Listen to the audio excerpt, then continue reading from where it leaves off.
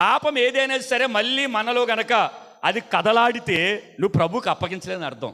మరి కొత్త నిబంధనలో బ్రతుకుతున్నాను, కొత్త నిబంధనలో నేను వెంబడిస్తున్నాను, క్రీస్తు నిబంధనలో నేను అబద్ధం. నా మాటలు అర్థమవుతున్నాయా? ఒకసారి దేవునికి స్తోత్రం. హల్లెలూయా. కనుక మనం అప్పగిస్తే, ప్రభు కనుక అప్పగించి మనకు క్షమించబడితే ఆయన ఎన్నడూ జ్ఞాపకం తెచ్చుకోనన్నాడు అని అంటే కారణం చెప్పనా? వస్తుంది. మనం దేంతో ఉన్నాం? దేవుని యొక్క పరిశుద్ధమైన నామను బట్టి వందనాలు. అందరికీ వందనాలు. అందరూ వాక్యంలోనికి వెళ్ళిపోదాం. ఎబ్రీలు రాసిన పత్రిక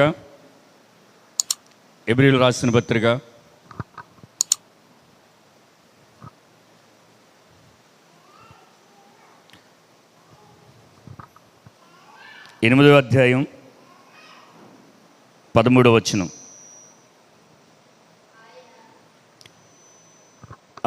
ఆయన కొత్త నిబంధన అని చెప్పుట చేత ఏది మొదటిది పాతగిలి ఊడిగు పోవునో అది అదృశ్యమగుటకు సిద్ధముగా ఉన్నది. దేవునికి స్తోత్రం. హల్లెలూయా. ఎబ్రీ గ్రంథకర్త అంటున్నాడు, ఆయన క్రొత్త నిబంధన అని చెప్పుట చేత మొదటిది ఏమైపోయిందంట? పాతది అయిపోయిందంట. అంటే అలాగా ఇప్పుడు మన ఇంట్లో ఏదైనా ఒక వస్తువు ఉందనుకో, సేమ్ అదే వస్తువు కానీ కొత్తది కొంటే ఈ వస్తువు ఏమైపోతుంది? దేవునికి స్తోత్రం. బాగా ఫాలో అవుతున్నారు. దేవుడికి మహిమ కలుగును గాక. చూడండి, మన వాక్య భాగ అంశం ఏంటి? క్రొత్త నిబంధన కలిగిన జీవితము మరియు సంఘం ఎలా ఉండాలి? కొత్త నిబంధన కలిగిన జీవితం అంటే పాత స్వభావం కలిగిన మన జీవితంలో కొత్త జీవితం ఎలాగొచ్చిందంటే, మనము ఒకప్పుడు రక్షింపబడక ముందు మన స్వభావం ఎటువంటిదంటే నానా విధములైన తంత్రాల చేత మీకుగా నాకుగా ఉండేది. అర్థమైందా? మీ అలవాటులు మీయి, నా అలవాటులు నాయి. అది పాత జీవితం.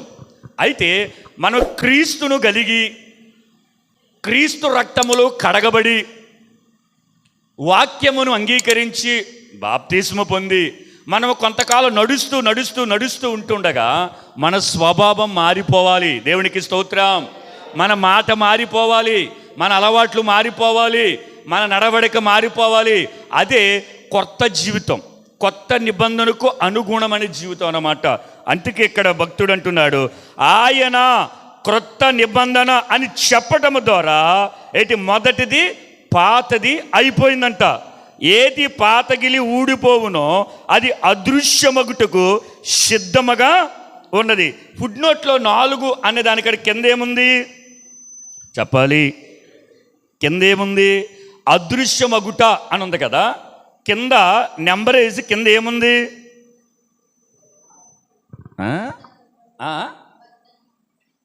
నివర్తనమగుట అంటే మాన్పించుట. నివర్తనమగుట అంటే మాన్పించుట. ఏంటంట? నివర్తనమగుటం అంటే మాన్పించు.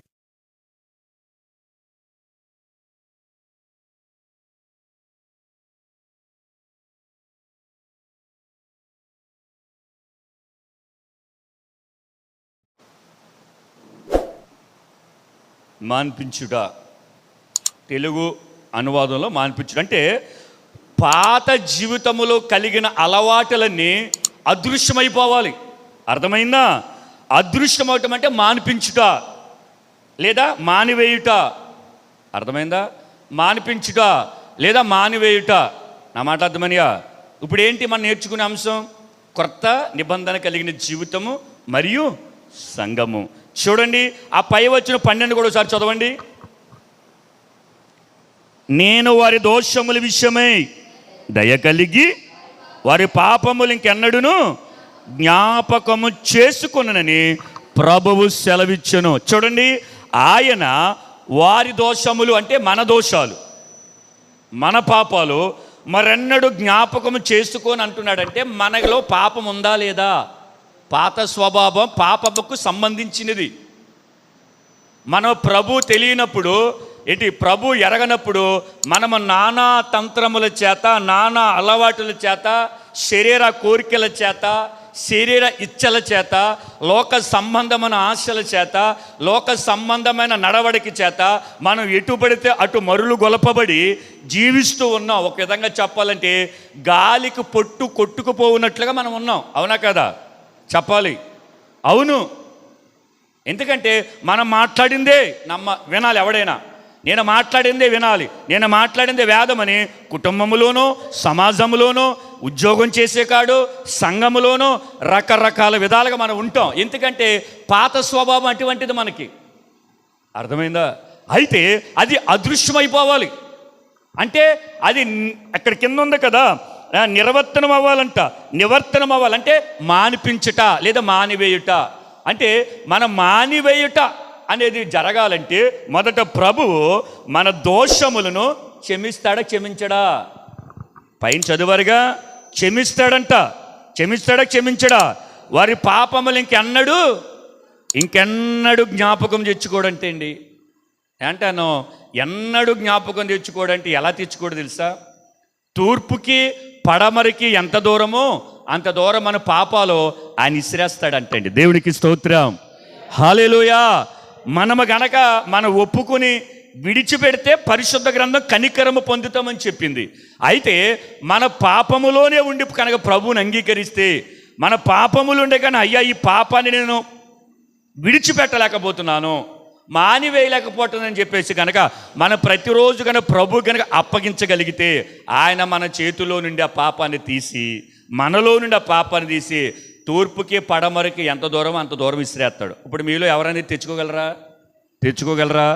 అంటే నేను అంటాను, మనము మానేసింది పాత జీవితంలో జరిగినవన్నీ మళ్ళీ కొత్తగా మనం ప్రారంభించబడి కొత్తగా నూతనంగా మనం బ్రతుకుతున్నప్పుడు గనక నీలో గనక నాలో గనక ఆ పాతది ఏదైనా గనక మెదిలితే, కదిలితే, కార్యరూపం దాల్చితే నేను అంటాను నువ్వు దేవునికి అప్పగించలేదు. దేవుడికి అప్పగిస్తే దూరంగా ఇసిరేస్తాడు. ఆయన ఇసిరేస్తే ఎవడని తెచ్చుకోగలడా? ఇప్పుడేగా మీరు అన్నారు తేలేరని. అవునా కదా? నేను రాయి ఇసిరాననుకో, అది ఎంత లెక్క వెళ్తే అంత లెక్క వెళ్తుంది. అక్కడికి వెళ్ళి మీరు తెచ్చేసుకుంటారు. అవునా కదా? మహా అయితే ఒక 500 మీటర్లు ఇసురుతానేమో, అంత కూడా ఇసరలేను. అవునా?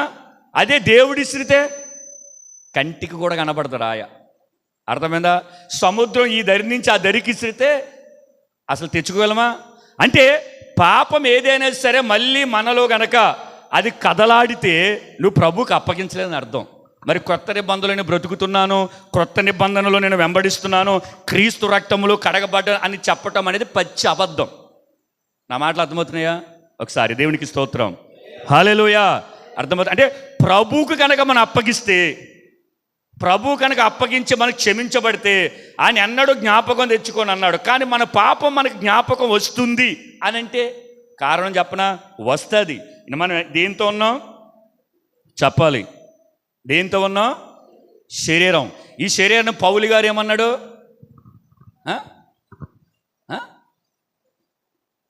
చెప్పాలి, ఏమన్నాడు? పోనీ యేసయ్య ఏమన్నాడు? శరీరము ఆత్మకు, ఆత్మకు శరీరము విరోధం. అంటే ఇప్పుడు ఈ శరీరము ఆత్మకు శత్రువు, అంతేనా? ఈ శరీరము ఆత్మకు శత్రువు. ఇది ఎప్పుడు కూడా పాతవి వాటినే చూపిస్తుంది. అర్థమైందా? మనము ప్రభువుని ఎరగకముందు ఒక అమ్మాయితోటో ఒక అబ్బాయితోటో మనకు ఒక సంబంధం ఉంది. మీకు అర్థమవుతుందని చెప్తున్నాను. ఇప్పుడు మనము క్రీస్తు రక్తములో కడగబడి బాప్తిస్మము తీసుకుని వాక్యం ఏమంటూ సంఘములో ఎదుగుచున్నప్పుడు శరీరం మనతోటే ఉంటుంది. అర్థమైందా? ఈ శరీరం ఇప్పుడు మారదు. ప్రభు రాకడలో ఇది మహిమ శరీరంగా మార్చబడుతుంది. అప్పటి వరకు శరీరం మనతోటే ఉంటుంది. అంటే ఎప్పటికప్పుడు ఈ శరీరం జయిస్తూ ఉండాలి. అంతే కదా వాక్యం ఏమంటుంది? తన్ను తాను ఉపేక్షించుకోవాలి. ఎప్పుడు? వారానికోసారా, నెలకోసారా, సంవత్సరంకోసారా? చెప్పండి. ఎప్పుడు? ప్రతిదినము. దేవునికి స్తోత్రం. ప్రతిదినము. అంటే లేచాక దేవుడి సన్నిధిలో ప్రార్థన చేసి, అయ్యా నా శత్రువు అంటే నా శరీరం, దీనికి నేను లోబడకూడదు. ఇది ప్రాచీన పురుషుడిది. ఏంటంటే ఇది ప్రాచీన, అంటే గత కాలము నుంచి వీడు నాతో ఉన్నాడు, కానీ నీవు నాలో కొత్తదో కూడా పెట్టావు. ఏంటి? నవీన పురుషుడు, నవీన స్వభావం. ఇప్పుడు దానిని మనం బ్రతికించుకోవాలంటే, దానిని మనం కాపాడుకోవాలంటే దీనిని చంపాలి ప్రతిరోజు. అంటే క్రొత్తగా మనం జన్మించి క్రొత్తగా మన బ్రతకాలంటే గనక పోరాటం ఉంటుంది. ఏంటో చెప్పనా, మనం ఈ శరీరాన్ని, అంటే ఈ శరీరానికి సంబంధించిన పాతవి కోరికలు, పాతవి ఆలోచనలు, పాతవి తలంపులు, పాత కక్షలు, పాత ఆలోచనలు, పాత శత్రువులను అస్సలు నేను ఆయనకి క్షమించనంటే క్షమించనంటాం. అయితే నువ్వు పాత స్వభావం కలిగి, అంటే పాత నిబంధన, లేదా దేవుడు నీ పాపాలు క్షమించలేదు, ఎందుకంటే నువ్వు ఆ విషయాన్ని ప్రభువుకు అప్పగించలేదు కాబట్టి. అందుకే ఇక్కడ అంటున్నాడు ఏంటి తెలుసా, ఆయన క్రొత్త నిబంధన అని చెప్పుట చేత మొదటి పాతదిగా చేసి ఉన్నాడు. ఎలాగ చెప్తానండి, ఇదిగో అని మొదటి కొరింథీయుల పత్రిక ఉంటుంది. ఒకడు ఆత్మచేత జన్మిస్తే చూడండి అక్కడ ఏమని ఉంటుంది చూడండి, చూడండి మొదటి కొరింథీయుల పత్రికేనా, నా బైబిలు మా ఎక్కటిపోయింది, లేకపోతే తక్కువ నిలిపోతుంది అడికి. ఇవో నూతనమాయన ఉంటుంది చూడండి. కాగా 2 కొరింథీయుల పత్రిక 5:17 కాగా ఎవడైనను క్రీస్తునందున్నెడల వాడు నూతన సృష్టి, పాతవి గతించును, ఇవిగో క్రొత్త వాయను. చూడండి ఆ వాక్యాన్ని మీరు హృదయంలో పెట్టుకుని ఈ వాక్యం దగ్గరికి వచ్చాడు.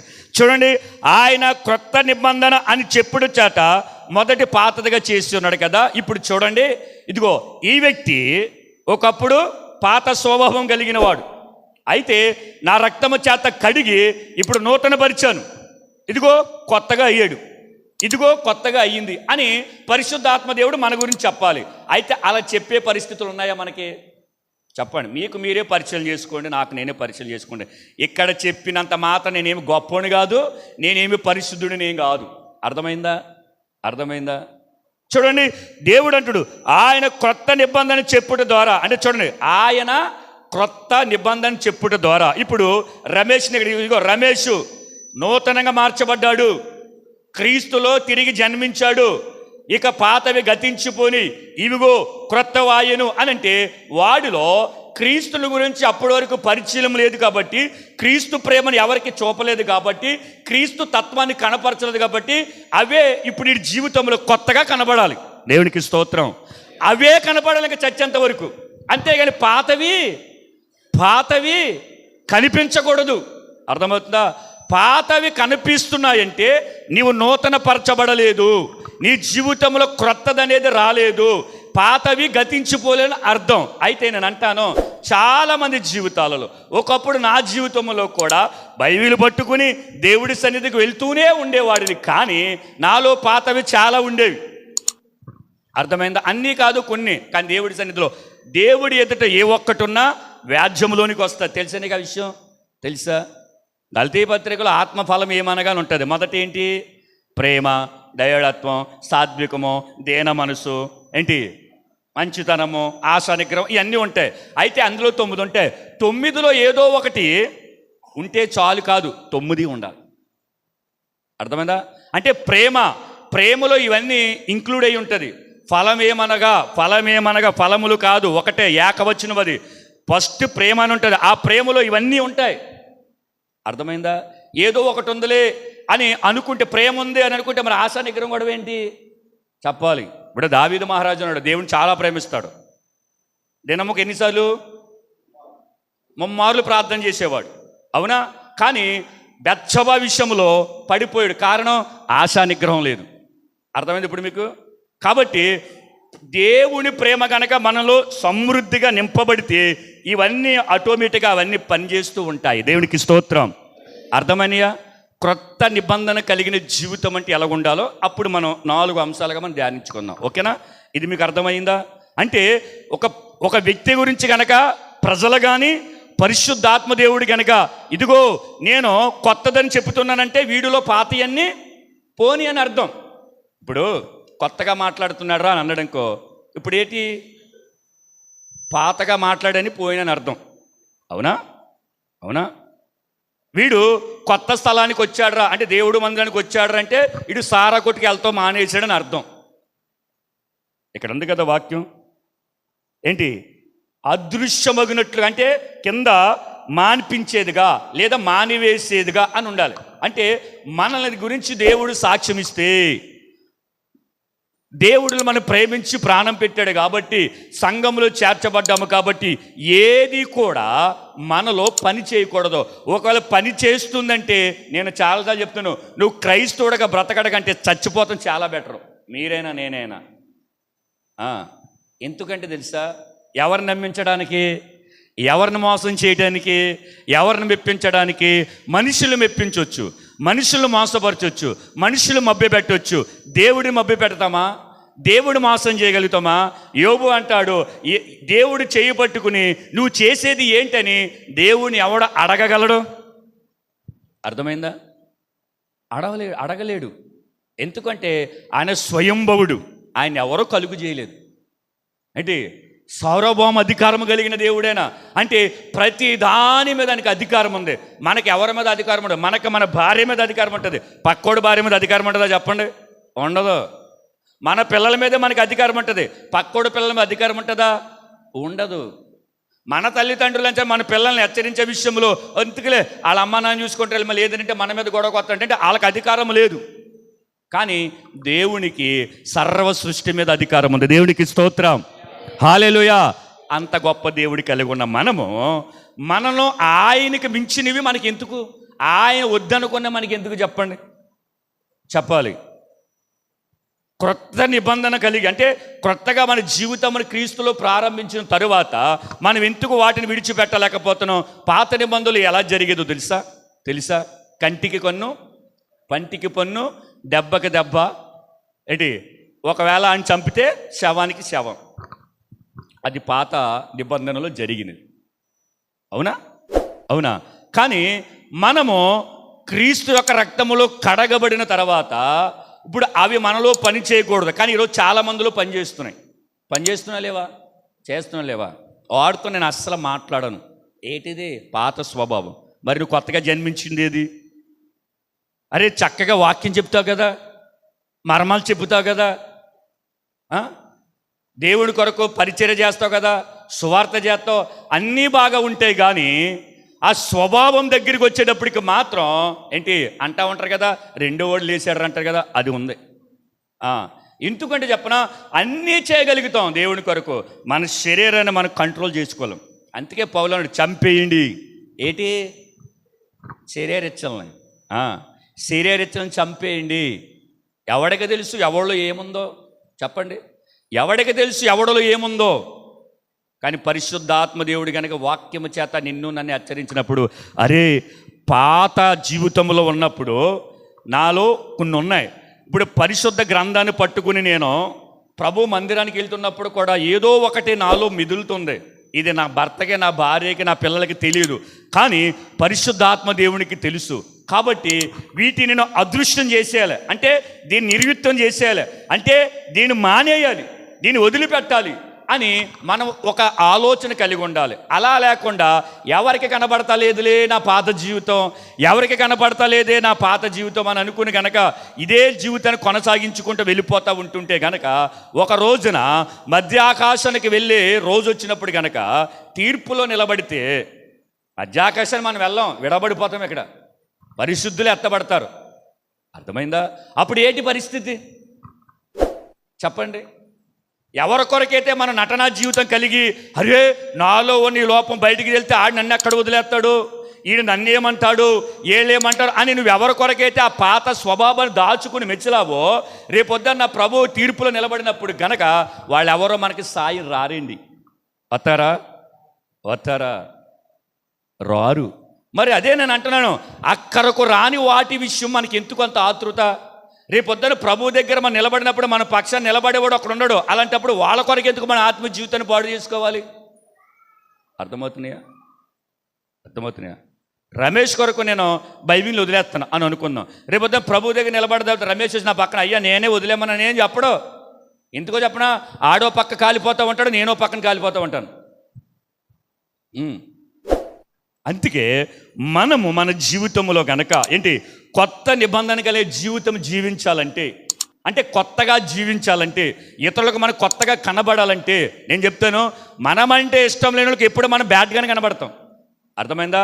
మనుషులు మనం సంతోష పెట్టలేం. కానీ పరిశుద్ధాత్మ దేవుడు నీవు ఆయన గనక మీ ఇద్దరు ఎదురయ్యి ప్రార్థన గదిలో గనక మీరు మాట్లాడుకుంటున్నప్పుడు ఆయన నీ లోపాలు ఎత్తి చూపిస్తున్నప్పుడు నువ్వు ఒక్కొక్కటి విడిచిపెట్టి ఆయనకి నీ జీవితాన్ని అప్పగించుకోగలిగితే గనక, అర్థమైందా?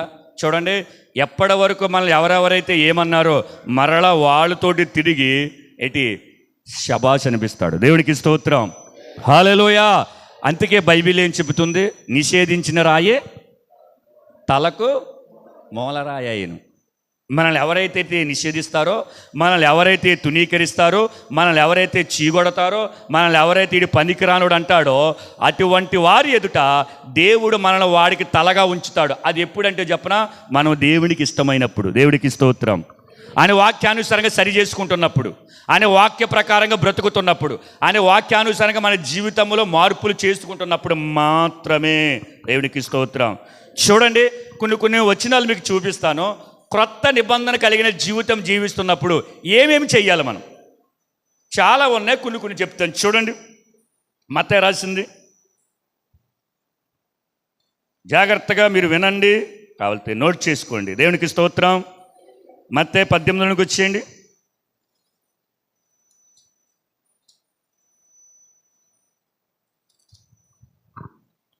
35 చూడండి. మీలో ప్రతివాడును తన సహోదరుణ్ణి హృదయపూర్వకంగా క్షమింపని ఎడల నా పరలోకపు తండ్రియో ఆ ప్రకారమే మీ ఎడల చేయనను. ఇది క్రొత్త నిబంధన కలిగిన జీవితం జీవించాలనుకున్న వారికి ప్రభు చెప్పిన మాట. ఇది ఏమంటున్నాడంటే, మీలో ప్రతివాడును, నేను నాంకి చూడండి, మీలో ప్రతివాడును అని ఇక్కడ 20 మంది ఉన్నా, 1,00,000 మంది ఉన్నా, కోట్ల మంది ఉన్నా, 800 కోట్ల జనాభాలు ఎవరైతే క్రీస్తుని అంగీకరించారో వారిలో మీలో ప్రతివాడును అని ప్రభు చెప్తున్నాడు. ఈ మాట, మీలో ప్రతివాడును తన సహోదరుని సఖము ప్రేమించాలి, క్షమించాలి అని అన్నాడా? హృదయ పూర్వకంగా, అంటే హృదయము ప్రేమతో నిండిపోవాలి. అర్థమైందా? ఎదుటివాడికి క్షమించే విషయంలో హృదయము ప్రేమతో నిండిపోవాలి. కానీ కొందరు హృదయం ఎలా ఉంటుంది చెప్పనా? ఈ విషయంలో నీ మీద నాకు ఎటువంటి కోపం లేదు, మళ్ళీ అడిగానుకో ఆ విషయంలో అయితే క్షమించాను నేను అంటాంలే అన్న మన అనుభవాలు ఉన్నాయి. అర్థమైనా? ఈ విషయంలో నిన్నేమనను, కానీ నాకు ఆ విషయంలో నేను తట్టుకోలేకపోతున్నాను అంటారు. అది ఎక్కడ క్షమాపణ చెప్పాలి? అది హృదయపూర్వకంగా జరిగేదా? కాదు. అవునా? హృదయపూర్వకంగా జరిగేదా? ఇక్కడ ప్రభువే చెప్తున్నాడు, హృదయపూర్వకంగా క్షమింపని ఎడల. చూసారా? క్షమింపనోళ్ళకి చెప్తున్నాడు ప్రభు, నా పరలోకపు తండ్రి. ఎవరంట? మన పరలోకపు తండ్రి ఆ ప్రకారం మీ ఎడల చేయను. ఒకసారి చూడండి, మనము ఒక మనిషిని హృదయపూర్వకంగా క్షమించలేదు అనుకో, ఓకే, క్షమించలేదు, వాడి వల్ల మనకి పెద్ద నష్టమేం కలగదు. ఏం చెప్పనా? ఆడికి క్షమించబోతే, ఇప్పుడు నేను రమేష్ని క్షమించలేదు అనుకుందాం, ఓకేనా? క్షమించలేదు. ఆడిగా పోతే నాకు కిరణ్ ఉన్నాడు, రమేష్ ఉన్నాడు, వీళ్ళతో మాట్లాడేస్తాను నేను, నాకు రోజులు వెళ్ళిపోతాయి, సంవత్సరాలు వెళ్ళిపోతాయి, ఓకేనా? నా మాట అర్థమవుతుందా? నువ్వు కనుక నేను కనుక ఒక వ్యక్తిని క్షమించలేనుకో, ఆ వ్యక్తికి నీకే వైరం, ఆ వ్యక్తికి నీకే సమస్య. లేదు, ఇంకో 10 మందికి క్షమించలేదు, ఇంకా 3 మంది ఉన్నారు, ఓకేనా? అయితే ఇక్కడ ప్రభు అంటున్నాడు, ఎవడైతే క్షమించలేదో వాడిని నా పరలోకపు తండ్రి క్షమించడని చెప్పాడు. ఇప్పుడు చెప్పండి, మనలను 10 మంది క్షమించకపోయినా లేదా మనం క్షమించమని బ్రతకగలమేమో, కానీ దేవుడు మనకు క్షమించకపోతే మనం ఎక్కడ నిలబడగలమా? అది చెప్పండి. అస్సలా తట్టుకోలేం. అస్సలా నీకు ఇంట్లో చోటు లేదురా అంటే ఇంకో ఇంటికి వెళ్తాం, ఎవరో ఒకరు కనికరం చూపుతారు. కానీ దేవుడు పరలోకంలో నీకు నిలబడతానికి స్థలం లేదురా అంటే ఆ పరలోకంలో ఏ మూలకెళ్ళినా మనకి నిలబడలేం. అంటే చూడండి, ప్రభువే దేవుడే కనుక మనల్ని క్షమించకపోతే మన బతుకేంటి, మన జీవితం ఏంటి? మనల్ని ఎవరు ఆదరిస్తారు, ఎవరు ఆదరిస్తారు, ఎవరు నిమ్మళపరుస్తారు, ఎవరు మనల్ని సాధుపరుస్తారు? ఎవరు పరచలేరు. అర్థమైందా?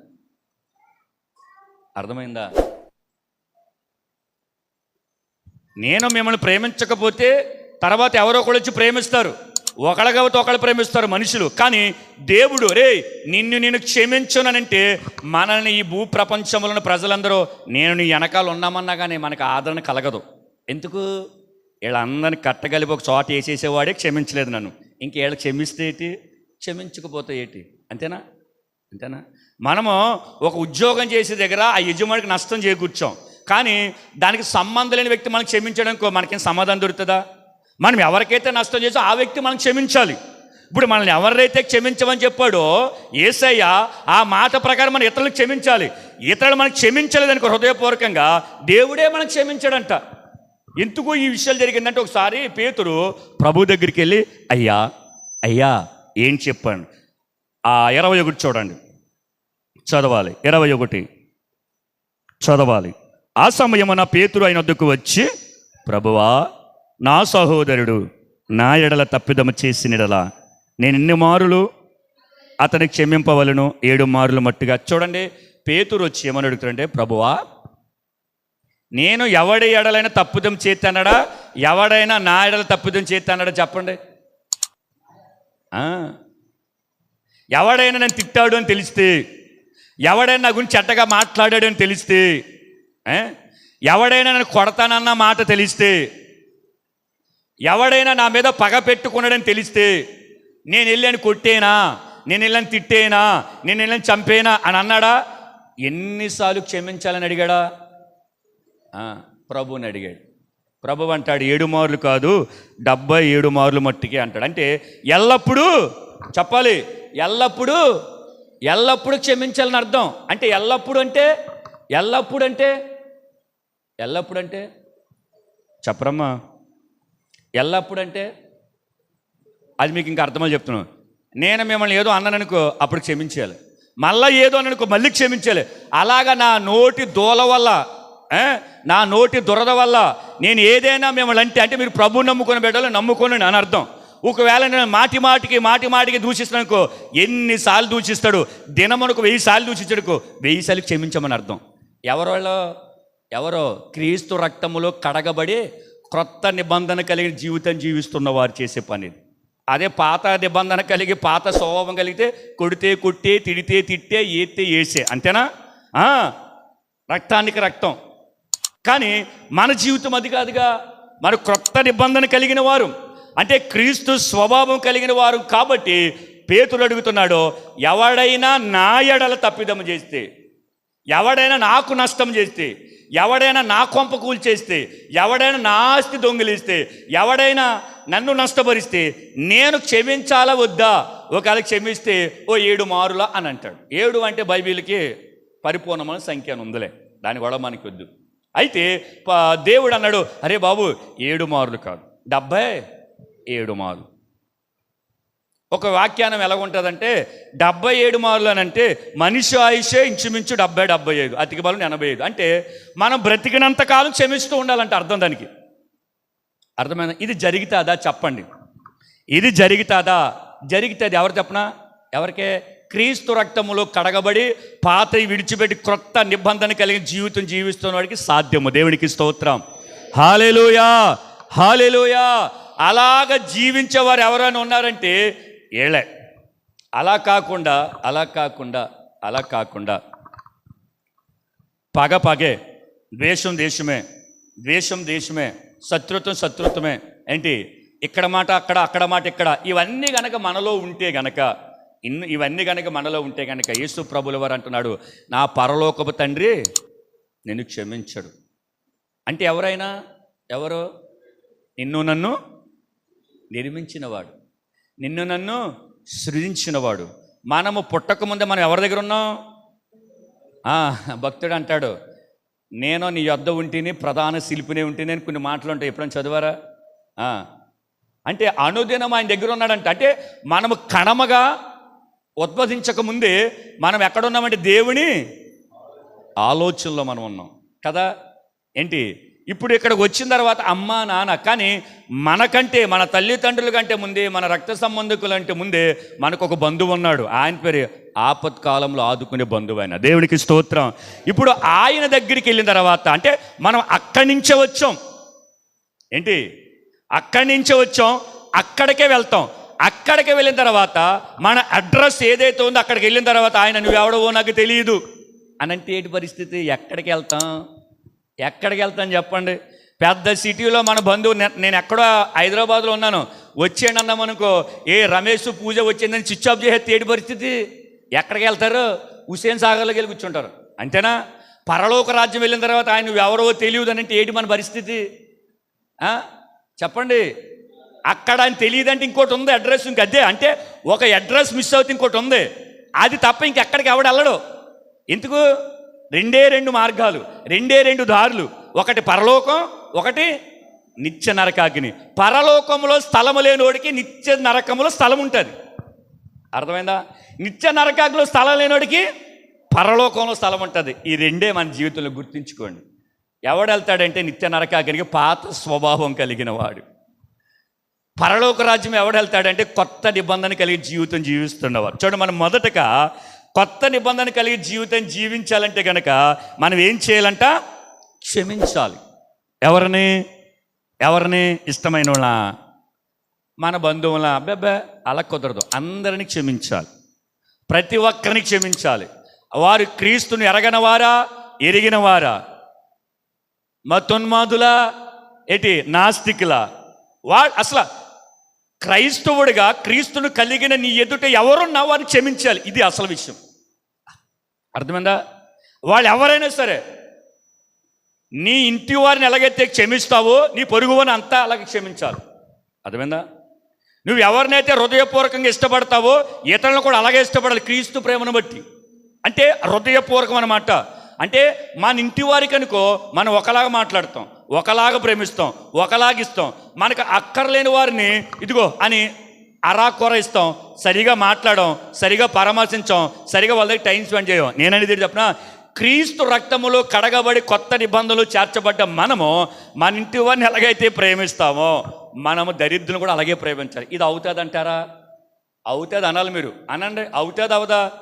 అవుతుంది. ఎవరి వల్ల అవుద్ది? అది దేవునికి స్తోత్రం.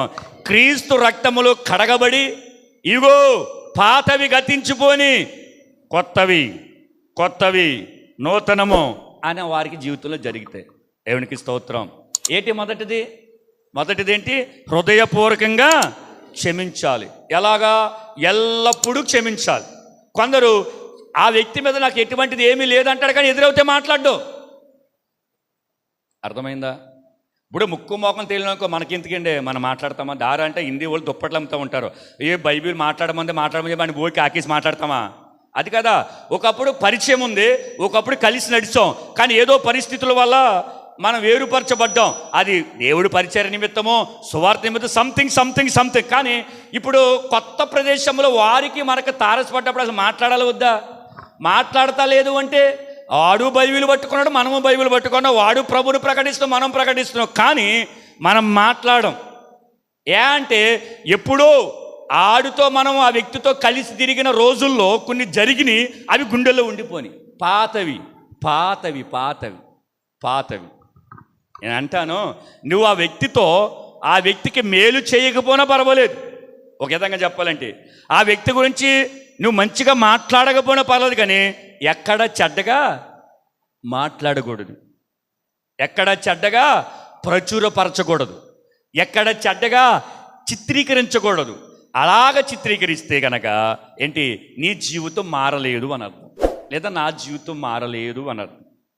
పౌలు అంటాడు, పేతురు అంటాడు, వాడు నా ఎడల తప్పిదము చేస్తే, నాకు నష్టాన్ని చేయాలని చూస్తే, నేను పైకి ఎదుగుతుండే వెనక్కి లాగాలని చూస్తే, ఆత్మీయ జీవితంలో ఉన్నతమైన శిఖరాలు ఎక్కుతుండే నన్ను కించపరిచి ఏమైనా సరే ఎదగకూడదని చేస్తూ ఉంటుంటే, అటువంటి సహోదరుడు నాకు ఎదురవుతే నేను క్షమించాలా వద్దా అని అడుగుతున్నాడు పేతురు. ప్రభు అంటాడు, క్షమించు. పేతురు అన్నాడు అప్పటికి 7 మార్లు, అంటే అర్రాకొరా క్షమించాలనుకున్నాడు, అంటే ఇంకా సంపూర్ణంగా క్షమించలేడు పేతురు గారు. చెప్పేశాడు 7 మార్లు మట్టుకు, అంటే కాదు 77 మార్లు మట్టుకు, అంటే ఎల్లప్పుడు నువ్వు బ్రతికినంత కాలం క్షమిస్తూనే ఉండాలని చెప్పాడు దేవుడు. అలా క్షమించే మనసు కనుక మనం ఉంటే, ఇదిగో క్రొత్త నిబంధన కలిగిన అనుగుణమైన జీవితం. అర్థమైందా? మొదటిది అర్థమైందా? కొత్త నిబంధన కలిగిన జీవితం జీవిస్తున్న వారు మొదటగా చేసేది ఒక వ్యక్తిని ఎల్లప్పుడూ క్షమిస్తూ ఉండాలి. అర్థమైందా? క్షమిస్తూ ఉండాలి. ఎందుకో తెలుసా? పరిశుద్ధ గ్రంథమంతా కూడా రెండు ఆజ్ఞలుగా చేయబడి, నిన్ను వారిని నీ పొరుగు వారిని ప్రేమించు, నీ దేవుడని యెహోవాని పూర్ణాత్మతో పూర్ణ బలముతో ఆయనను సేవించు, ఆరాధించు, స్తుతించు అని ఇవన్నీ ఉన్నాయి. అంటే మనము ఎదుటి వ్యక్తిని కనుక మనము ప్రేమించగలిగితే క్షమించగలుగుతాం, క్షమించగలిగితే ప్రేమించగలుగుతాం. అర్థం? ఈ రెండు కూడా ఒకదానికొకటి లింకు. ఏంటి? నేను ప్రేమించాను అని నేను అస్సలు క్షమించు అని అంటే, నేను ఆ వ్యక్తిని క్షమించాను అయినా నేను ప్రేమించనంటే అంటే ఎలాగా? ఇప్పుడు ఆ వ్యక్తిని క్షమించేశాను, అయితే ఇంకా ఆ వ్యక్తి గురించి పట్టించుకోను, ఆడు చచ్చిపోయిన పట్టించుకోను, ఆ రోగాన్ని పట్టించుకోను, ప్రేమ ఉండదు, ఇంకా ఆడు పడిపోయాడు. సపోజ్ అర్థమవుతుందా? ఆ వ్యక్తిని క్షమించేశాను నేను, ఓ రోజున ఆ పూట అలాగ వెళ్తున్నాను, ఆడు ఎక్కడ గోతులో పడిపోయాడు. లేకపోతే ఏంటని కారణం? క్షమించేశాను, ఇంకెందుకు, నాకు ఆడి మీద ప్రేమ లేదు. ప్రేమ ఉంటే వెళ్ళి ఎగదేస్తాం, అవునా? నాకు ప్రేమ లేదు, నీకు క్షమించే, అదేంటి అవ్వదు. అర్థమైందా? వ్యక్తిని క్షమించావంటే ప్రేమించావు, ప్రేమించావంటే క్షమించావు. ఇప్పుడు క్షమించి ఆ వ్యక్తి ఆపదలున్నాడు, వెంటనే వెళ్ళి ఆ వ్యక్తిని ఆపదల నుంచి తీసి గట్టి మీద పెడతావు. కారణం? ప్రేమించావు కాబట్టి చేయగలుగుతావు పని, అవునా కదా? కానీ మనకు ఈ రెండిట్లో ఏదో ఒకటి లోపిస్తూ ఉంటుంది. పైకి అంటది, ఆడి మీద నాకు ఎటువంటి కోపం లేదా అని అంటాడు, కానీ ఆ వ్యక్తి ఆపదలుంటే ఈ వ్యక్తి వెళ్ళడు. కళ్ళు ఎదురుకుండా అడిగిన ప్రమాదాలు ఉంటే కనీసం ఆ వ్యక్తికి చెయ్యొత్తనివ్వడు. ఆపదలో ఉంటే ఇవ్వగలిసింది మన దగ్గర ఉన్నా కానీ ఇవ్వడు. కారణం ప్రేమ లోపం. అందుకే పౌలు అంటాడు, ప్రేమ కలిగి ఉండుటకు ప్రయాసపడుడి. అంతే. చూడండి, మొదటగా మనము గనక ఎల్లప్పుడు గనక క్షమించగలిగితే గనక పరలోకపు తండ్రి మనల్ని క్షమిస్తాడా? క్షమించడా? క్షమిస్తాడు. ఆయన గనక క్షమించి, ఇంకా ఈ భూమి మీద ఏ మనుషుడు నిన్ను క్షమించాలన్నా మనం పెద్ద లెక్క చేయవలసిన పని లేదు, అవునా కదా? అవునా? దేవుడే క్షమించిన తర్వాత ఎవడు క్షమించకపోయినా అసలు మనం పట్టించుకునే పనేం లేదు, క్రీస్తు కొరకు ముందుకు సాగిపోతామే. దేవునికి స్తోత్రం, హల్లెలూయా.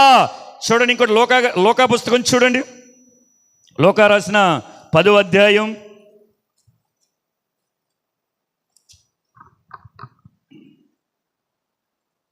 41-42 త్వరగా. అందుకు ప్రభువు, మార్తా, నీవు అనేకమైన పనుల గురించి విచారము కలిగి తొందరపడుచున్నావు, కానీ అవసరమైనది ఒక్కటే, మరియు ఉత్తమమైన దాన్ని ఏర్పరచుకునెను, అది ఆమె యొద్ద నుంచి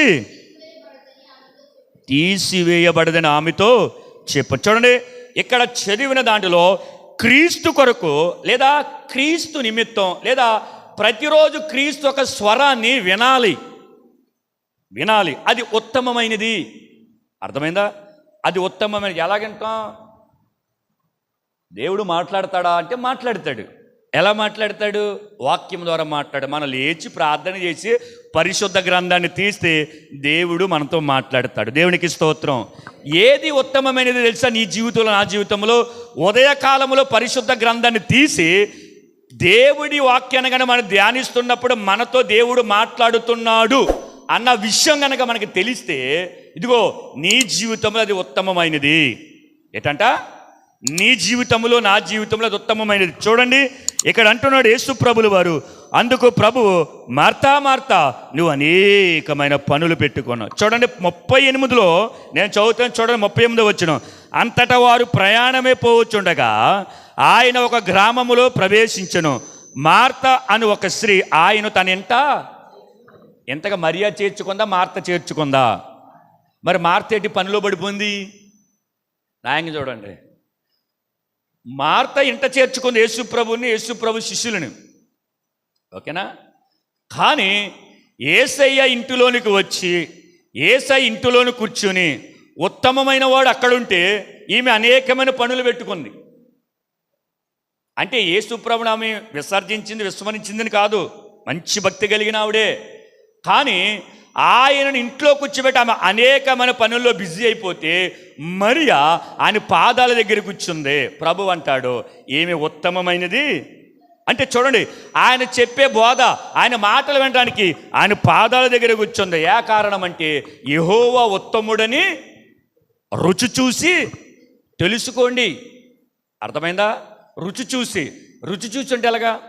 నేను చెప్పిన మాటలను బట్టి కాదు, మీరు మీ పరిశుద్ధ గ్రంథాన్ని కానీ ధ్యానిస్తూ ఉంటుంటే, ఇలా ఉందా లేదా అని మీరు పరిశీలిస్తూ ఉంటుంటే అప్పుడు మీరు భుజించినట్లు ఉంటుంది. మీరు రుచి చూసినట్లు ఉంటుంది.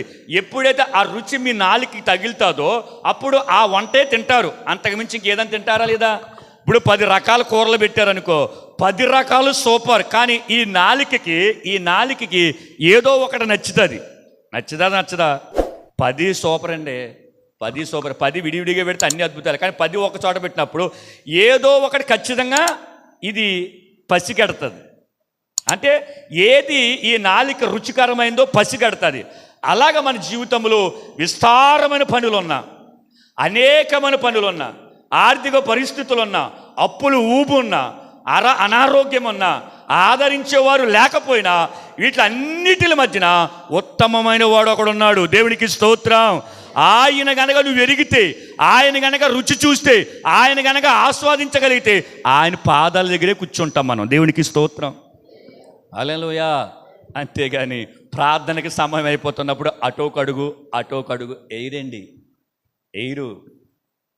చాలామంది దైవ సేవకులు మందిరాన్ని రాకపోతే నీకు అదొచ్చేద్ది ఇదొచ్చేద్దని అంటమే విన్నాను నేను 2013 నుంచి అనేక చోట్ల. కానీ నిన్న మన ఆత్మీయ తండ్రి అయిన ఐజీ గారు ఏమన్నారు? దేవుడు మందిరం అంటే ఏంటంట? ఆయన మనసు. ఎన్నిసార్లు విన్నాను ఆ పదాన్ని నేను. అంటే దేవుడు మందిరానికి వస్తే కలిగే ఉపయోగాలు, దేవుడు మందిరానికి వస్తే నువ్వు ఎవరు మనసులోనికి వెళ్తున్నావు అని ఆ వివరణ చెప్పినప్పుడు నాకు చాలా ఆనందం కలిగింది తెలుసా. మందిరానికి రావా, మందిరం మానేసావా, నీకు శాపం వచ్చేద్ది అని అంటారు చాలామంది. కానీ దేవుడు మందిరం అంటే ఏంటి? అలా దేవుడు మందిరం అంటే అది ఎవరి మనసు, ఆ మనసులోనికి వచ్చిన వాళ్ళు ఎక్కడున్నారు, ఇవన్నీ చెబుతున్నప్పుడు నాకు ఎంత ఆశ్చర్యం వేస్తుంది. అలా చెప్తే అసలు ఎవరైనా దేవుడు మందిరం మానతారా? చెప్పండి. ఒకవేళ ఆదివారం దేవుడు మందిరం మానేసి ఏ షాపింగ్ మాల్లోనో ఏ సినిమా హాల్లోనో పెళ్ళిలో ఉన్నాం అనుకుందాం. ఇప్పుడు మనం ఎక్కడున్నాం? దేవుడు మనసులో లేమని అర్థం. అంటే సెక్యూరిటీ లేదు మనకి, ప్రొడక్షన్ లేదు మనకి, ఏమో ఏ సమయంలో ఎలాగొచ్చేస్తాడో, గెద్దలాగా తన్నికెళ్ళిపోతాడు అని ఒక భయం ఉంటుంది. అదే దేవుడు మందిరంలో ఉంటే ఎవరి మనసులో ఉన్నట్టు? నిజంగా నాకు ఎంత సంతోషం వేసిందో. 37 నిమిషాలు వాక్యం అంతే. 37 నిమిషాలు ఎంత ఆదరణ కలిగిందో తెలుసా. అంటే దేవుడి మందిరంలో ఉండటం అనేది ఉత్తమం. ఉండటమే కాదంట, ఆయన స్వరాన్ని వినాలి. ఏంటంట? ఆయన స్వరాన్ని వినాలి. కారణం, మందిరంలో ఉంటాం, సభల్లో ఉంటాం, వాక్యము ప్రకటించే చోట ఉంటాం, కానీ మన ఆలోచనలు వేరే చోట ఉంటాయి. అవునా? మనిషి ఎక్కడ ఉంటాం, మనసు ఎక్కడో ఉంటుందని చెప్పారు కదా. అప్పుడు ఎక్కడో ఉన్నప్పుడు నీ ఉత్తమమైనది నీ మనసుతో ఉంది, నువ్వు అక్కడ ఉన్నావు. కానీ నీకు తెలియంది ఏంటంటే, నువ్వు ఎవరి పాదాల దగ్గర అయితే ఉన్నావో అక్కడ ఉత్తమమైనది ఉంది, దేవుడి వాక్యం. మార్తా మరియా ఒకే ఇంట్లో ఉన్నారు, కానీ మరియా యేసయ్య పాదాల దగ్గర ఉంది. మార్తా ఆ పని ఈ పని చక్కబెడుతుంది. ప్రభువు అన్నాడు, మార్తా ఎందుకు నువ్వు అన్ని విస్తారమైన పనులు పెట్టుకున్న తొందరపడుతున్నావు? ఇదిగో మరియా ఉత్తమమైనది ఏర్పరుచుకున్నది, అది ఆమె యొద్ద నుంచి ఏముంది? ఏది తీసివేయబడదు. ఏముంది మరియా దగ్గర? ఏమని చెప్పండి? యేసే పాదాల దగ్గర ఉంది. మార్త చేతులు ఏమంటే గిరిట్లు తెపాలు ఉంటాయి, అంతపాలు ఆ పని చేస్తూ వచ్చింది. పరిచర్య తప్పేం కాదు ఏంటి? ఆమె గురించి మనం చెడుగా మాట్లాడుకోకూడదు ఏంటి? అయితే ఆమె ఆ సందర్భంలో దేవుడు ఆమెకు ఒక విషయం చెప్పాలని, ఇదిగో ఉత్తమమైనది మరియ ఎన్నుకుంది. ఎక్కడుంది మరియా? యేసయ్య పాదాల దగ్గర. ఏటి ఉత్తమమైనది? దేవుని వాక్యము. ఎలా ఉత్తమమైనది? రుచి చూసి తెలుసుకున్నాను కాబట్టి. ఇప్పుడు దేవుడి వాక్య రుచి చూసి తెలుసుకున్న తర్వాత నిన్ను ఎవడైనా ఆదివారం పలానా చోటకెళ్ళో రమ్మంటే వెళ్తారా? నేను అంటాను, నాకున్న అప్పులన్నీ తీర్చేస్తాం, ఆదివారం ప్రార్థన మానే అని అంటే, ఇప్పుడు ఉద్యోగరీత్యా పరిస్థితులు ఇచ్చి అది వేరు. అర్థమైందా? ఏదైనా ఆశ చూపించి నువ్వు ఆదివారం ప్రార్థన మానే అనంటే, నా అప్పులు తీర్చేసి నేను బ్రతికినంత కాలం తింటాక ఆస్తి రాసిచ్చిన వీలునామా అయినా సరే నేను ఆదివారం మానను. ఎందుకంటే చెప్పనా, వాడిచ్చే ఆ డబ్బు కోసం నేను దేవుడు మనసులో స్థానాన్ని పోగొట్టుకోలేను. అర్థమైందా? పోగొట్టుకోలేను. ఇది నేను కొత్తగా జన్మించే కొత్త నిబంధనలకు అనుగుణంగా కలిగిన జీవితం కాదు ఇది. ఒకప్పుడు చాలు, గతించిన కాలమే చాలు అని భక్తుడు అంటాడు. గతించిన కాలమే చాలు. మీరు వేసిన వేషాలు, మాట్లాడిన మాటలు, తిరిగిన తిరుగుళ్ళు, చేసిన చెడ్డ పనులు చాలు. గతించిన కాలమే చాలు. మనందరి కొరకు ఒకే ఒక బలి అర్పించబడింది. ఎవరైనా మాటి మాటికి బలులు లేవు. మాటి మాటికి బలులు ఉంటే తప్పు చేసి పావురాల్ని, తప్పు చేసి పొట్టేళ్ళని, గొర్రెల్ని తీసుకెళ్ళి బలిచ్చేసి ఆ రక్తాన్ని ఆ యాజకుడి చేత వీరి చెవుల మీద అలాంటి చిమ్మించుకుని వచ్చేసేవారు. అర్థమైందా? అయితే ఇప్పుడు మనందరి నిమిత్తం ఒకే ఒక బలి, పస్కా బలి. ఎవరైనా ఇదిగో ఇదిగో ఇదిగో లోక పాపములు మోసుకుపోయే దేవుని గొర్రెపిల్ల. ఎక్కడికి మోసుకుపోయింది తెలుసా? గొర్రెపిల్ల గోల్కతా అను అర్థమిచ్చు కపాల స్థలం. అంటే ఆ కొండ మీదకి ఆ గొర్రెపిల్ల వెళ్ళిపోయింది. ఎలాగ వెళ్ళిపోయింది? ఏదో ఇలాగెలా నడిచి వెళ్ళిపోలేదు. మన పాపాలన్నిటిని ఆ గొర్రె మీద, ఆ గొర్రె పిల్ల మీద మోసుకుని ఆ ఎక్కలేని కొండంతా ఎక్కి కలువరి కొండలో సిలువలో ఆయన ప్రాణాలు వదిలాడు. దేవునికి స్తోత్రం. అర్థమైందా? యేసయ్య ఏమి ఊరకని వెళ్ళి మన కొరకు ప్రాణం పెట్టలే. మన పాపాలన్నీ ఆయన మీద మోపబడ్డాయి.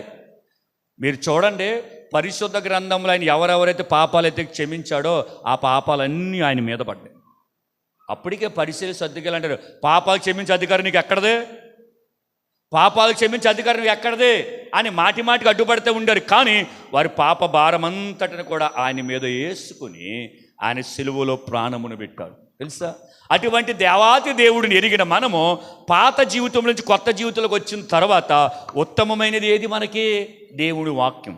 ఉత్తమమైనది ఏది? దేవుడి సన్నిధి. ఉత్తమమైనది ఏది? పరిశుద్ధులతో సహవాసం. ఉత్తమమైనది ఏది? అనుకూలమైన మాటలు మాట్లాడతాం. ఉత్తమమైనది ఏది? చూడవలసిన వాటినే చూడాలి. ఉత్తమమైనది ఏంటి? దేవుడి పరిచయలో నమ్మకస్తులుగా ఉండాలి. ఉత్తమమైనది ఏది? దేవుడి పరిచయకు ధనము మనము ఖర్చు అయిపోవాలి. దేవునికి స్తోత్రం. హల్లెలూయా. అర్థమైందా? కొత్తగా మన జీవితం కనుక మార్చబడిందంటే కనుక ఇదిగో ఉత్తమమైనది మనం ఎన్నుకోవాలి. అది ఎన్నుకోవాలంటే కనుక ప్రభు పాదాల దగ్గర ఉండాలి. ఉదయం లేచి ఎంతమంది ప్రార్థన చేస్తున్నారు చెప్పాలి. ఇదేమి మిమ్మల్ని డామినేట్ చేయడానికి కాదు. క్రైస్తవుడిగా ఇది అడగవలసిందే. మీరు నన్ను అడగవలసిందే. ఉదయాన్నే లేచి ప్రార్థన చేసే అనుభవం కనుక మనకు ఉంటే దానికంటే ప్రపంచంలో ఉత్తమమైనది ఏది లేదు. ఎందుకో తెలుసా? నువ్వు లేచి లేకటం పాదాల దగ్గరికి వెళ్ళిపోయావు. మరి ఇంక వేరే పని లేదు. లేకటం అని పాదాల దగ్గరికి వెళ్ళిపోతే అప్పుడు కనుక నా పక్కన ఉండి మీరు మన ఇద్దరం గదిలో ఉండి నువ్వు కనుక లేచి మోకరించి అనుకో, నేను అనుకుంటాను, అరే నాకంటే ముందుగా ఉత్తమమైన దాని దగ్గరికి వెళ్ళిపోవడం రమేష్ అంటాను. నాకంటే ముందు ప్రార్థన చేస్తే వ్యసనం పడతా, అమ్మో ఈడేటి ప్రార్థన చేసేది అంటానికి లేదు. అలాగంటే ఆడి పాత నిబంధన పాత స్వభావం సంబంధించినాడు. కానీ ఇక్కడ ఉత్తమమైనది కనుక మన దేవుడి వాక్యములు ఎరిగి కనుక మన రుచి చూసి తెలుసుకోగలిగితే మనం ఆయన విడిచిపెట్టలేం. దేవునికి స్తోత్రం. హల్లెలూయా. కోట్ల ఆస్తులు మనకి ఇచ్చినా సరే యేసయ్యని మనం విడిచిపెట్టాలని ఆలోచన రాదు. అలా విడిచిపెట్టేలా ఉంటే అపోస్తులు, మిషనరీలు, సేవకులు, సువార్థికులు ప్రాణాలు వదిలేశారండి. తెలుసా? వారికి కలిగిందంతా కూడా వాడు తృణాభయంగా ఎంచారు. తెలుసా? సాధు సుందర్ సింగ్ గారికి ఒక లెటర్ పంపి వెనక్కి వచ్చేయి, నీ అన్నదమ్ములకి ఆస్తి వాటాలు వేసేస్తాం, తల్లిదండ్రులుగా మాకు వచ్చింది కూడా నీకే ఇచ్చేస్తాం వచ్చేయనంటే ఆయన అన్నాడు, నాది నాకు వద్దులే కానీ మీరంతా రాసించినా నేను వెనక్కి రాను. ఈ ప్రయాణం ఎదరికే. ఏంటి ఈ ప్రయాణం? ఎదరికే. నాది ఏదైనా ఉంటే అనాథ పిల్లలకి పంచిపెట్టండి. నా ప్రభు కొరకు నాకు చాలు. ఏంటి ఆయన ఒంటి మీద ఉన్నదే? ఒక సాలువా. చెప్పులు కూడా లేవు సాధు సుందర్ సింగ్ గారికి. తెలుసా? చెప్పులు కూడా లేవు. ఒక కంబెళ అంటే ఒక దుప్పడి, ఒక చేతి కర్ర, అంతే. అదే ఆయనకు ఉన్నదే. అదొక్కటే ఆయనకు ఆధారం. ఒక చోట ఆయన పడుకున్నప్పుడు చెప్తున్న సందర్భం, ఆయన పడుకున్నప్పుడు నిద్ర వచ్చి అలసడు వచ్చేసి ఒక చోట పడుకుని పోయాడు. లేచేటప్పటికి పెద్ద తాసుబొమ్మ పడగిప్పి ఆయన దగ్గర అంత దూరంలో ఉంది. చూడండి, పడగిప్పి ఉన్నది కాటు ఎప్పుడు వేసేయాలి కాటు. వెంటనే ఆయన లేచి భయపడి వెంటనే బయటకు వచ్చేసాడు. అడిగొచ్చి ప్రభువా అని స్తుతించుకుంటూ వచ్చేసాడు. ఇంతకీ దుప్పడం మర్చిపోయాడు. ఆయనకి ఒక్కటే ఆధారం అది. మరి చలి డిబేట్ ప్రాంతంలో సువార్త కదా, అప్పుడు ఈయన దుప్పటి దగ్గరికి వెళ్ళండి ప్రభు అని వెళ్ళి తెచ్చుకున్నాడు. పాముందయ్యా, పాముందే. పెద్ద పాము ఉంది అంటే ప్రభు ఏమన్నాడు తెలుసా? నువ్వు లేచాక చూసావు పాముని, అవునా? అది ఎప్పటి నుండి ఉందో అది నాకు తెలుసు, నేనేం చేయదు వెళ్ళాను అంటే దాన్ని కంట్రోల్ చేశాడు దేవుడు. అదేమో సందగడించి కోటేద్దామని చూస్తుంది, ఏలేపోతుంది. ఎందుకు చెప్పండి? ఆజ్ఞ రాలేదు దానికి. అంట ఆజ్ఞ రాలేదు. సాధు సుందర్ సింగ్ అని కోటేయాలని ఆజ్ఞ రాలేదు కాబట్టి అంటుందిలాగా. ఆయన అప్పుడే కొడు తెచ్చి అమ్మో పాముని పరిగెత్తేశాడు. ప్రభు అన్నాడు, వెళ్ళి తెచ్చుకో, నువ్వు ఇప్పుడు చూసావు, అది సందగడి నుంచి అక్కడ ఉంది అన్నాడు. దేవునికి స్తోత్రం. తెచ్చుకున్నాడు. అంటే ఆయనకి ఆధారమైనది అది. అన్నీ వదిలేశాడు ఆయన క్రీస్తు కొరకు. మనం వదిలామా? మనం వదలం. మన జోలో 100 రూపాయలు అంటే బైబిల్ అందే, పొందదగిన వాడు నీ ఎదుట కనపడితే ఇవ్వగలిగి నీ దగ్గర నుండి ఇచ్చాయంటే, ఎవడో వచ్చి మన దగ్గర 100 రూపాయలు అంటే ఆడు 10 రూపాయలు అడిగితే ఇవ్వలేం. మనం ఇవ్వలేం. ఉత్తమమైనది అదే, కానీ మనం ఇవ్వలేం. కారణం ఏంటంటే మన కొత్త నిబంధనకు అనుగుణమైన జీవితాన్ని మనం జీవించడం లేదు. అందుకే ప్రభు అంటాడు, ఉత్తమమైనది ఏర్పరచుకుని కానీ కదా అది ఆమె వద్ద నుంచి ఎవరు తేలేరు. నువ్వైనా నేనైనా సరే వాక్యం అనగా హృదయంలో ముద్రించుకుంటే, వాక్యానుసారంగా బ్రతకాలని తీర్మానం చేసుకుంటే, వాక్యమైనకి జీవన ఆధారం అయితే దాన్ని నీ వద్ద నుంచి ఎవడు తీయగలదురా? తీయలేడు. దేవుడు వాక్యముని హృదయం నుంచి ఎవడు తీయలేడు. ఎందుకంటే నువ్వు అలా ఎన్నుకున్నావు, ఉత్తమమని చెప్పేసి ఆయన పాదాల దగ్గర కూర్చుని పొందుకున్నావు. అనుభవం ఉంది నీకు. ఎలా పొందుకున్నావు నీకు అనుభవం ఉంది, ఎలా ఆస్వాదించావో నీకు అనుభవం ఉంది. అనుభవం లేకుండా పొందుకున్నది ఏది కూడా నిలబడదు. అనుభవపూర్వకంగా మనం ఏదైనా సంపాదించుకుంటే అప్పుడు గనక మనం దాంట్లో స్థిరులుగా మనం ఉంటాం. దేవునికి స్తోత్రం. హల్లెలూయా. ప్రభు పాదాలు పట్టుకుని ప్రభు దగ్గర తీయలేదు తెలుసా? నా ఇంటోళ్ళకి తెలుసు. ఈ 6 మాసాలు జరిగింది ఏంటో తెలుసా? గోజాడే విధానం, ఉపవాస ప్రార్థనలు, ఈ అన్నిటిలో నేను సమయము ఇంకా కాస్త మిగిలితే ఏం చేయాలని బైబిల్ చదవటం, ప్రార్థన చేయటం, ఏడవటం, ఎలాగెలా ఉంటే ఆ సమయంలో ఇదిగో లైవ్ ప్రోగ్రామ్ చేయటానికి ప్రభు కృప చూపాడు. దేవునికి స్తోత్రం. ఇది మనందరికీ, మీ అందరికీ కూడా క్షేమకరం. చాలామంది అడుగుతారు, మీరు చాలా బాగా పాటలు పాడుతున్నారు, ఆ మ్యూజిక్ మీరు ఇన్స్ట్రుమెంట్ ఉందా అంటే ఉంది, మాకు ఒకడు ఉన్నాడని చెప్తున్నాను. చాలా బాగా వాయించుతున్నారు అంటారు. నిన్న ఇక్కడికి వచ్చిన వాళ్ళందరూ పిల్లల్ని అడిగారంట, మేము పాట పాడుతున్నాం కానీ ఇదేంటి తబలానే మ్యూజిక్ ఎక్కడ కనపడతలేదు అడుగుతా. అందరికీ అదో కన్ఫ్యూజ్. ఏం కనబడతలేదు కానీ మ్యూజిక్ వచ్చేస్తుంది. దేవునికి స్తోత్రం. హల్లెలూయా. నేను లైవ్ ఛానల్ పెట్టాలని ఆలోచన నాకు లేదు. అర్థమైందా? దేవుడే ఆలోచన ఇచ్చి దాన్ని అలా ముందు నడిపితే 2 నెలల్లో ఇదిగో ఈ రీతిగా మనం ఇలా నిలబడ్డాం, అలాగా ఇవ్వటానికి. దేవునికి స్తోత్రం. చూడండి, దేవుడు దగ్గర కూర్చుంటే ఉత్తమమైనది, అది ఉపయోగపడితే మనకు నేర్పుతాడు. దానివల్ల మన పబ్లిసిటీ అవ్వాలని, దానివల్ల పేరు సంపాదించి ఎంత లేదు తెలుసా? ఆ విషయం మీకు తెలుసులే, అవునా? ఆనంద తమ్ముడు ఉన్నాడు. ఆనంద తమ్ముడు తెలుసుగా, దేశాలు మన దగ్గరికి వస్తాడు. మీకు ఇందా చెప్పాను కదా, మామూలుగా 3,000 గంటల వాచ్ టైం అయితే, వాచ్ అవర్స్ అవుతే దానికి ఏదో యూట్యూబ్ దానికి ఏదో లింక్ చేసాక అమౌంట్ ఏదో వస్తుంది, యాడ్లు వస్తాయని. నాకు తెలియదు దాని గురించి. నేను ఇవ్వటం, ఎడిటింగ్ చేస్తాం, వాక్యాన్ని బయటికి వదలటం, ఇదే. అర్థమైందా? కానీ తమ్ముడు వచ్చిన తర్వాత చెక్ చేస్తే 13,840 నిమిషాలు ఉంది మన వాచ్ అవర్స్.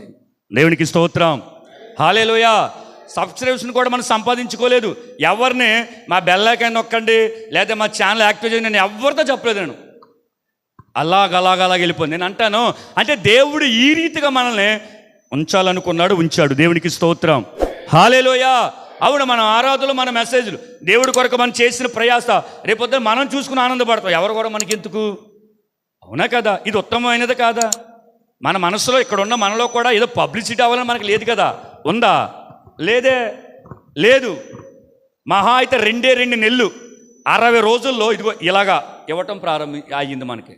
చాలామంది అన్నారు, అరే బాబు మేము ఎప్పటి నుంచి చేస్తున్నాం, మాకు ఇంతమంది లేరు, కానీ చాలా త్వరగా వచ్చింది, చాలామంది వచ్చారు, అందుకే నువ్వు దీన్ని రన్ చే అంటే ప్రార్థన పూర్వకం, ప్రభా ఇది అవసరమా అంటే తర్వాత అలాగలాగా కూర్చుంటే దేవుడే మనకి నేర్పుతాడు. అది నేర్చుకుని లేదా ఉండి అంత పరిస్థితి అయితే నాకు లేదు. అర్థమైందా? నాకు 24 గంటలు నాకు అనిపించింది, దేవుడితో కనుక ఉండగలిగితే 24 గంటలు సరిపోదు అనుభవం నాకు వచ్చింది. నా అనుభవం అది. నేను లోపడుంటే పిల్లలు కాలేజీకి వెళ్ళి తలుపు కొడితే తలుపు తీసేవాడిని. వేస్తే వాళ్ళు వచ్చాక తీసివ్వండి నేను. అంటే అంత అలాగా ప్రభుతో ఉండగలిగే ఆ పరిస్థితులు నాకు వచ్చినాయి. లేకపోతే నేను మామూలుగా వెళ్తానా చెప్పండి వెళ్తామా? బయట తెగ తిరిగేస్తా ఉన్నాం. ఆ పరిస్థితి, ఆ శోధన, ఆ కష్టము, ఆ నష్టము, ఆ ఎడబాటు అవన్నీ ప్రభు అనుగ్రహించిన కారణం ఆయనకి ఇష్టమయ్యాను కాబట్టి, దగ్గర చేసుకోవాలి కాబట్టి పరిస్థితి అనుమతించాడు. మీ జీవితంలో కూడా జరిగితే దేవునికి స్తోత్రం, హల్లెలూయా. చూడండి, రెండోది ఏంటి? మనం క్రైస్తవుడిగా కొత్త నిబంధన కలిగి బ్రతకాలి అంటే కనుక రెండోది ఏంటి? ఉత్తమమైన దాన్ని మనం చూడాలి. మూడోది ఫిలిప్పీయులకు రాసిన పత్రిక 12, ఫిలిప్పీయులకు రాసిన పత్రిక 2వ అధ్యాయం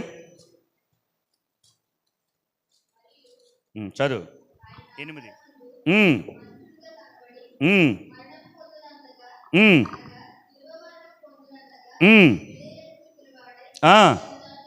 తన్ను తాను తగ్గించుకున్నాక చూడండి, దేవుడు తన రక్తము చేత కడగబడి పిలవబడి ప్రత్యేకించబడిన వారిలో కోరుకునే 3వ లక్షణం ఏంటి చెప్పనా? ఆయన అంటాడు, సిలువ మరణము పొందునంతగా విధేయత చూపిన వాడే. ఎవరు చూపారు? నేనా?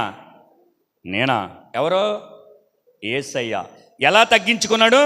తన్ను అంటే విధేయత చూపించి తన్ను తాను తగ్గించుకున్నాడు. దీని యొక్క దేనత్వం యొక్క ముఖ్యమైన గుర్తింపు అర్థమైందా? చూడండి, ఒక దేనత్వం కానీ ఒక తగ్గింపు కానీ, ఇదిగో ముఖ్యమైన గుర్తింపు ఏటు అంటే లోబడుట. ఏంటంట? పూర్తిగా లోబడుట. అంటే ఈ వ్యక్తి తగ్గించుకున్నాడురా అని దానికి ఏదైనా ముఖ్యమైన గుర్తు ఏదైనా ఉందంటే పూర్తిగా తను దేవునికి లోబడుట. యేసయ్య మన కొరకు ఆయన ఎలాగా, మరియు ఆయన ఆకారమందు మనుషుడుగా కనబడి, చూడండి ఎంత స్పష్టంగా చెప్తున్న బైబిల్, ఆకారమందు మనుషుడుగానే కనబడ్డాడు. ఎందుకంటే ఆయన స్వరూపమందు మనం సృజించబడ్డాము కాబట్టి ఆయన తన ప్రజలను మరణం నుంచి తప్పించడానికి మొదట మనిషికి ఏదైతే రూపం అనుగ్రహించబడిందో ఆయన ఆ రూపాన్ని ఆకారంగా ధరించుకుని ఆయన మరణము పొందినంతగా, అనగా చూడండి, మరణము అనగా మళ్ళీ ఏముంది అక్కడ? సిలువ మరణం. మనకో మరణం ఉంది, అనగా మన మరణం క్రీస్తునందు మాత్రమే ఉండాలి. దేవునికి స్తోత్రం. మరణం అందరికీ సంప్రాప్తి కలుగుతుంది. అర్థమైందా? లోక సంబంధమైన మరణం, ఆత్మ సంబంధమైన మరణం. మన మరణము ఎలాగుండాలో తెలుసా? వీడు ఎలాగా చచ్చిపోతాడు, కానీ ఆ వ్యక్తి క్రీస్తునందు చచ్చిపోయాడురా అన్నట్టుగా ఉండాలి. అర్థమైందా? చాలామంది చనిపోతారు, చాలామందికి ఫ్లెక్సీలు వేస్తారు. వాళ్ళందరూ క్రీస్తునందు చనిపోలేనా? ఉండరు, నాకు తెలుసు, ఉండరు. కానీ ఇక్కడ ఈయన అంటున్నాడు, పౌలు అంటున్నాడు, వాడే తన్ను తాను తగ్గించుకొనెను. మనము గనక మన జీవితంలో పాతవి గతించిపోని ఇదిగో క్రొత్త వాయిని అంటే అందులో ఒకటి ఏంటో తెలుసా? నిన్ను నువ్వు తగ్గించుకోవాలి. అంటే తగ్గింపు స్వభావం కలిగి ఉండాలి. ఉందంటారా? అప్పుడప్పుడు ఉందంటారా? అంటే ఎలా చెప్పడం? తగ్గింపు స్వభావం అంటే చూడండి, ఏదైనా తప్పు చేసాం అని ఎవరైనా, చిన్న లేదు పెద్ద లేదు సుమా, ఎవరైనా వచ్చి చెప్తే తగ్గించుకుని లోబడాలి. అవునా? నువ్వు నాకు చెప్పేంతడువా? ఆత్మీయ జీవితంలో నాకంటే గొప్పోడవా? ప్రార్థన జీవితంలో నాకంటే గొప్పోడవా? ఆరాధన చేసే విషయంలో నాకంటే గొప్పోడవా? వాక్యం చెప్పే విషయం నాకంటే గొప్పోడవా? నువ్వెవడరా నాకు చెప్పడం అంటే? ఈడు తగ్గింపు లేనోడు, ఈడు కొత్త నిబంధన కలిగిన జీవితం కలిగినోడు కాదు. నువ్వు ఏ పాపం చేస్తే నీకేంటి? మొదట నీ తప్పు నీకు బయలుపరచబడుతున్నప్పుడు చిన్నదైనా పెద్దదైనా నువ్వు ఒప్పుకోవాలి, తగ్గించుకుని ఒప్పుకోవాలొద్దా? నేనైనా అమ్మో రాజన్న గారు చెప్తే ఏమంటాడు? అదేంటి మీరు పొరపాటుగా మాట్లాడారు, ఇది తప్పేది, ఇది వాక్యానుసారం కాదు అని చెప్పాలి మీరు నాకు. అప్పుడు చెప్పినప్పుడు నేను సరి చేసుకుంటాను, అంతేగాని నువ్వెవడో నాకు చెప్పడానికి అని అంటే అలాగా చెప్పండి. దావీదు దగ్గరికి ఎవరు వచ్చారు? మా చూసామండి వచ్చారన్నట్టు కొంత మీ గొడవ. కిరణ్ అయితే బాగా అడుగుతాడు ఇలాగా. నాతాను వచ్చి, దావీదు ఎవరు? మహారాజు, ఇశ్రాయేలు ప్రజలు 40 సంవత్సరాలు ఏక చక్రాధిపతిగా పరిపాలించాడు. సింహపు గుండెలంటోడు. అర్థమైందా? దావీదు చుట్టూ ఎప్పుడు కూడా మంచి బలశౌర్యం కలిగిన వాళ్ళు ఉంటారు. దావీదు గారిని ఏదన్నా అంటే దావీదు అక్కడ ఏళ్ళు వేసేస్తారు, వేసేయమంటారు, మాట్లాడతాడు. శరీర కుమారులు ఉంటారు, రాజా వేసేయమంటావా, వేసేయమంటాడు, మీరు ఆగండి రా బాబా, వేసేస్తామే మీ పని అంటూ ఉంటాడు దావీదు. అంటే అంత సెక్యూరిటీ ఉంది. అటువంటి దావీదు కోటలోనికి, దావీదు సామ్రాజ్యంలోనికి, దావీదు ఉన్న మందిరంలోనికి నాతాను ప్రవక్త వచ్చాడు, చెప్పాడు నువ్వు చేసింది తప్పయ్యా అని. వెంటనే వేసేమన్నాడా? నువ్వెవడో, నేను రాజుని, ఈ దేశమంతటికి రాజుని, నువ్వెవడో నాకు చెప్పడానికి ఆప్టలని అన్నాడా? అనలా. బూడిదలో దొల్లేశాడు, ఏడ్చేశాడు, విలవించేశాడు, కన్నీరు కార్చేశాడు. ఎంతో పశ్చాత్తాపడి తను తగ్గించుకో దేవుడి సన్నిధిలో ఏడ్చిన ఏడుపు 51వ కీర్తన మీరు చదువుకుంటే ఏంటి ఎంత ఏడ్చాడో. జీవితంలో తన చేసిన తప్పిదమును మర్చిపోయాడు. కానీ ఎప్పుడైతే దేవుడు నాతాను ద్వారా చెప్పి హెచ్చరించాడో, అరే ఇప్పుడు నేను ప్రభువుకి ఇష్టంగా బ్రతకాలే, ఆయనకి నచ్చినట్లుగా బ్రతకాలంటే కనుక నేను గతంలో చేసిన కొద్ది రోజుల క్రితం చేసిన పాపాన్ని ఇప్పుడు నేను విడిచిపెట్టాలి, ఒప్పుకోవాలి, పశ్చాత్తాపపడాలి అని తను తగ్గించుకుని పశ్చాత్తాపడితే దేవుడిచ్చిన సాక్ష్యం చెప్పిన ఒక చోట రాజుల గ్రంథంలో బెత్షెబా విషయంలో తప్ప దావీదు మరి అన్నాడు తప్పు చేయలేదు. ఎంత నిగ్రహం కలిగి ఉన్నాడంటే మొదటి రాజు గ్రంథంలో అనుకోండి, మొదటి అధ్యాయంలో ఉంటుంది, ఆయన వృద్ధుడైపోయిన తర్వాత వెట్టగలగడానికి ఒక చిన్నదాన్ని దేశమంతా ఎతికి, ఒక చక్కని చిన్నదాన్ని వెతికి దావీదు కౌగిట్లో పండుకొని పెట్టారు. ఆ రోజుల్లో జరిగేది అది. ముసలుడైపోయి కచ్చకచ్చ వణికిపోతా ఉంటే పక్కన అమ్మాయిని ఉడికిపెట్టు, ఏదైనా చేసుకోవచ్చు. కానీ దావీదు ఆ చిన్నదాన్ని కూడలేదు అని ఉంటారు. దేవునికి స్తోత్రం. ఏదైనా చేయగలిగే అధికారం ఉంది రాజుకి, కానీ చేయలే. ఎందుకంటే తెలిసిపోయింది, ఒకప్పుడు నేను తప్పు చేసినప్పుడు హెచ్చరించబడ్డాను, ఆ జీవితం చాలు నాకు, ఇప్పుడు ఆ జీవితం మార్చబడింది, నేను క్రీస్తు దేవుడికి అనుగుణంగా బ్రతకాలి, కాబట్టి ఈ చిన్నది కాదు 1000 మంది చిన్నదాన్ని పడుకోబెట్టినా, నా ఒంట్లో శక్తి ఉన్నా, ఓపుకున్నా, దమ్మున్నా, అస్సలా నేను ప్రభు కొరకే ఉంటానని చెప్పేసి నిలబడ్డాడు. దేవునికి స్తోత్రం. హల్లెలూయా. అంటే మన జీవితంలో కనుక తగ్గింపు స్వభావం మనకు ఉండాలి. ఎప్పుడు హెచ్చింపుకి మనం వెళ్ళకూడదు తెలుసా?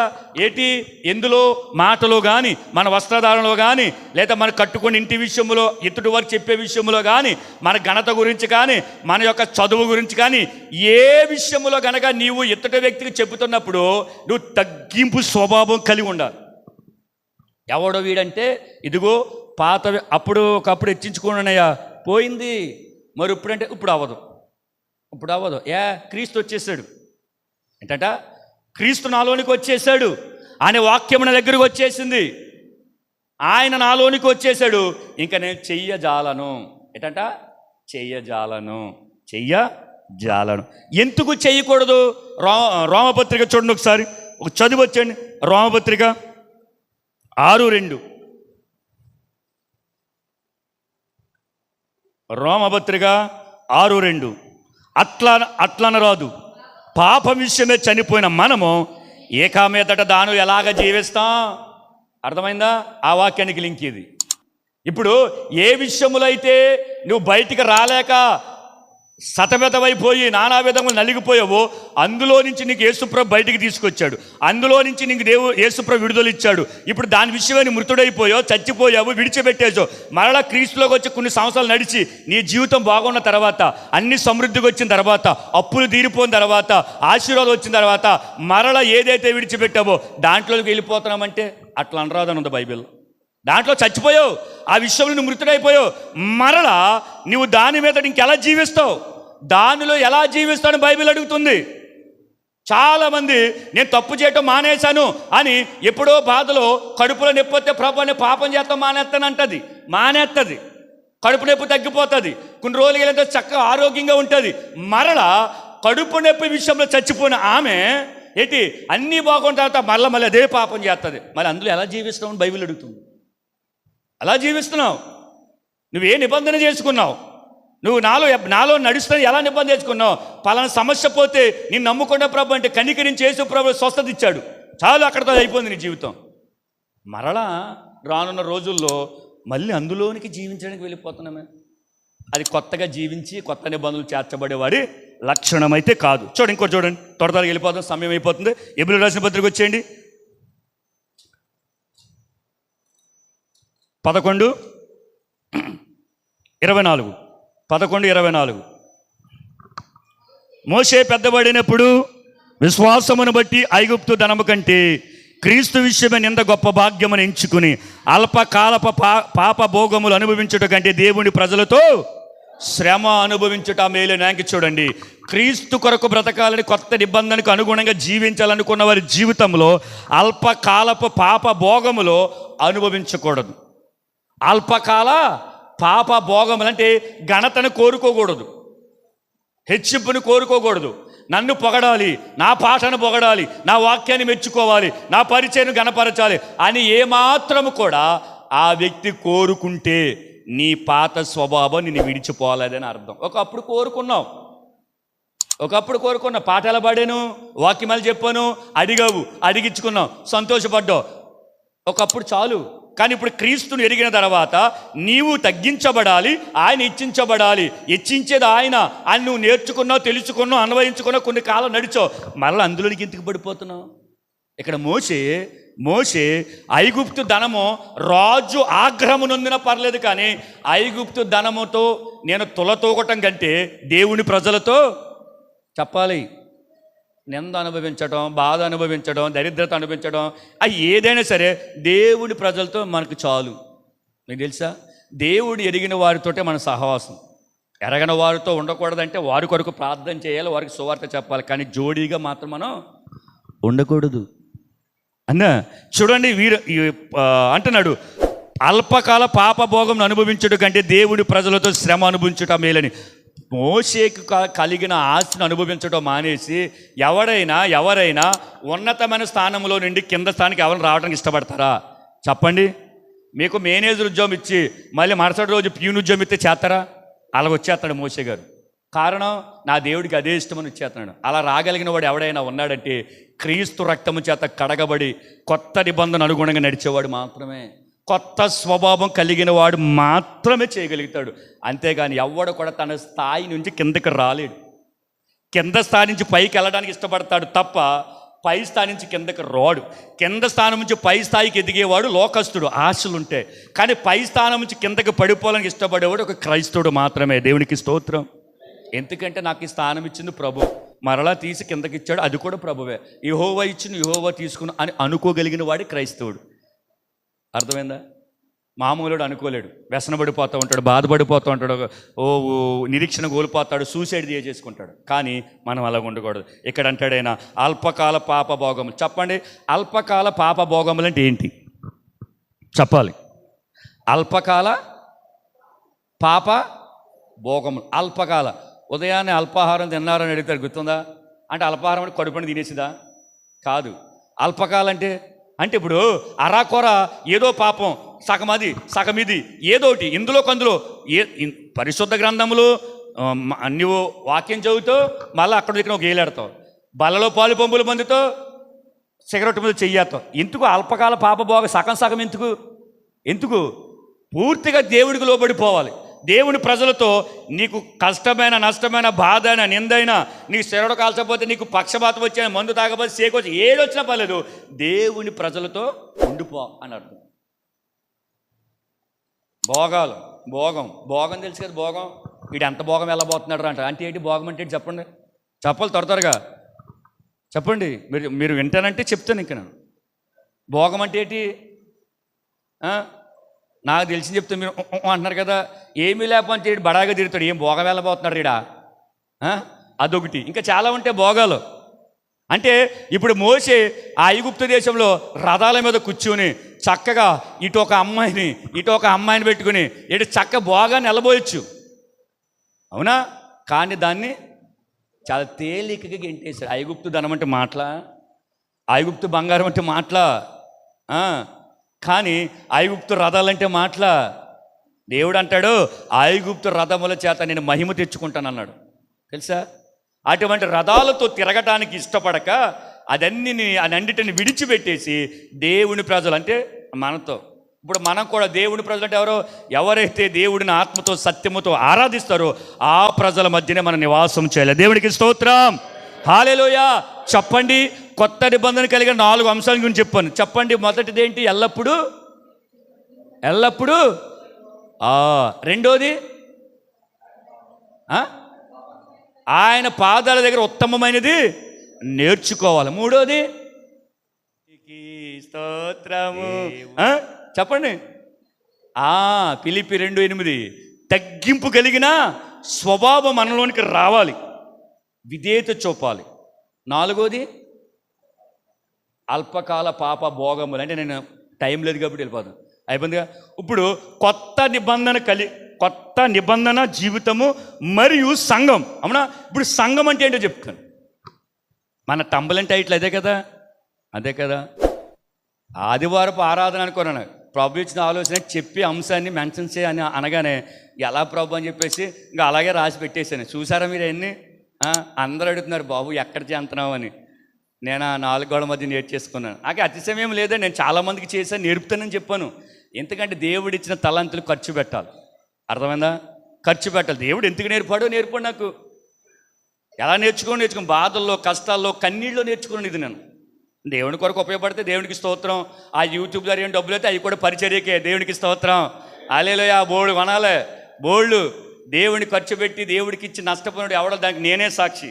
నా విశ్వాస జీవితంలో నేను ప్రయాణం చేసి నాకు ఆత్మీయులు ఉన్నారు కదా, 2013 నుంచి ప్రభుకి ఇచ్చే విషయంలో, ప్రభు పరిచర్యలో, సహవాసములో, మందిరానికి విషయంలో చాలా నమ్మకంగా ఉన్నాను. నేను చెప్పగలను ఈ విషయం, చాలా నమ్మకంగా ఉన్నాను. దేవుడి విషయంలో నేను ఎవడేమని అంటే సరిపోడు, అంత నమ్మకం. ఒకవేళ వ్యక్తిగతంగా నేను నచ్చకపోవచ్చేమో, కానీ నేను చాలా నమ్మకం. దర్శన భాగం తీసే విషయంలో కూడా ఈ రోజు కూడా చాలా నమ్మకం. మీరు తీయమని కసమా, దేవుడు అది అవ్వాలి హృదయంలో. నేను ఇప్పటికీ చెప్తాను, నేను దర్శన భాగం తీశాను కాబట్టి దేవుడు మమ్మల్ని ఈ రీతిగా ఆశీర్వదించాడు. దేవునికి స్తోత్రం. ఆ దీవెన నేను చూశాను. తమ్ముడు దానియేలు ఉన్న పాస్టర్ గారు నాకెప్పుడు కూడా వాక్యాన్ని నేను అంత బోధించేవాడు కాదు, ఎందుకంటే పెద్దోడు కదా, గౌరవించేవాడు. కానీ నాకు ఒక మాట చెప్పాడు, అన్నయ్య దర్శన భాగం చేస్తున్నారా అంటే. నేను వెళ్ళే సేవకుడు కూడా చెప్పలేదు నాకు, ఆయన దర్శన భాగం చెప్పలేదు. అయితే నాకు తెలీదు తీయటం. అయితే నన్ను అన్నాడు, అన్నయ్య దర్శన భాగం తీస్తావా అని అడిగాడు. ఎలా తమ్ముడు, నాకు రాదు, నాకు ఎవరు చెప్పలేదు, మా పాస్టర్ గారు కూడా చెప్పలేదంటే, సరే అని అయితే రాబడిలో 10వ వంతు తీయి, ఇచ్చి దేవుడిని శోధించు. చూడండి, దేవుడు మనం శోధించడు, అలాగని దేవుడిని మనం శోధించకూడదు. కానీ దేవుడు అంటున్నాడు ఒకే ఒక విషయంలో శోధించమడు మలాకి గ్రంథంలో. మీరు నాకు ఇచ్చి, నేను దేవుడికి ఇచ్చి ఎలాగడిగాని తెలుసా, అది మీకు చెప్పలేదు, రహస్యం అది.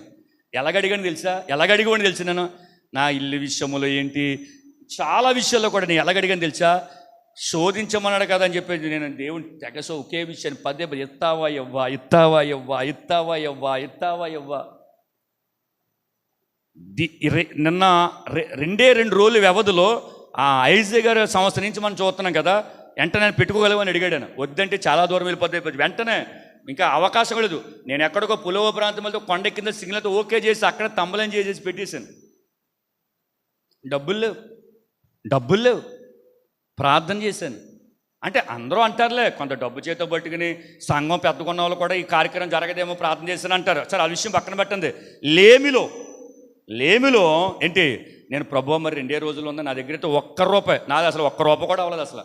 అలాగని అప్పు కూడా లేదు, తెలిసింది నీకు. అప్పు లేదు, దేవుడు ఆ సహకారంగా ఇచ్చాడు. పుష్పకి ఏంటి, నిర్మల ఏంటి, పద్మకి ఏంటి, మహేష్ ఏంటి, కిరణ్ ఏంటి, వీళ్ళ ముగ్గురు ఇచ్చిన దాంట్లో సరిపోని. నేను కూడా ₹1 లేదు, ఒక 700-800 నాకు ఇంకా మిగిలి ఉన్నాయి. దేవునికి స్తోత్రం. పాస్కానికి ఏదో వాడేసుకున్నాను, ఇంకా వాడలేదు, అలా ఉన్నాయి.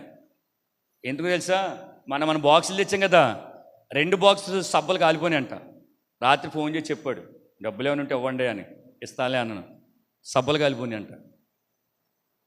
ఓకే, అయితే దేవుడికి ఇచ్చి ఎవరు నష్టపోయిన వాళ్ళు లేరు. ఎవరన్నా ఉంటే చూపించండి. ఎవరన్నా ఉంటే కనుక మీరు ఇవ్వకుండా మానేయండి.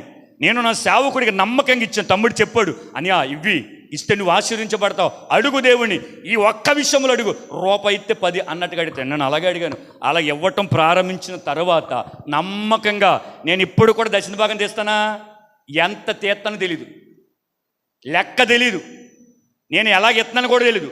అలా వచ్చి మూటగట్టి దారం చుట్టి ఇచ్చేస్తాను. నేను ఈ రోజు కూడా దేవుడికి ఎంత ఇస్తున్నాను అన్నది నాకు తెలియకూడదు, అది సేవకులకి తెలుసు. అలాగే ఇచ్చాను, అలాగే ఇస్తాను. ఇప్పుడు ఐజీ గారికి కూడా నేను అలాగే ఇస్తాను. దేవునికి స్తోత్రం. అదొక మర్మం, అది అర్థమైన వాళ్ళకి అర్థమవుతుంది. దేవునికి స్తోత్రం. చూడండి, సంఘము అనే దాని గురించి మీకు చెప్పి నేను ముగిస్తాను. చూడండి, 1 కొరింథీయుల పత్రిక. మన ఆత్మీయ జీవితం, కొత్త నిబంధన కలిగిన ఆత్మీయ జీవితం గురించి తెలుసుకున్నాం కదా. ఇప్పుడు సంఘం అంటే ఏంటి? 1 కొరింథీయుల పత్రిక 12వ అధ్యాయం, త్వరగా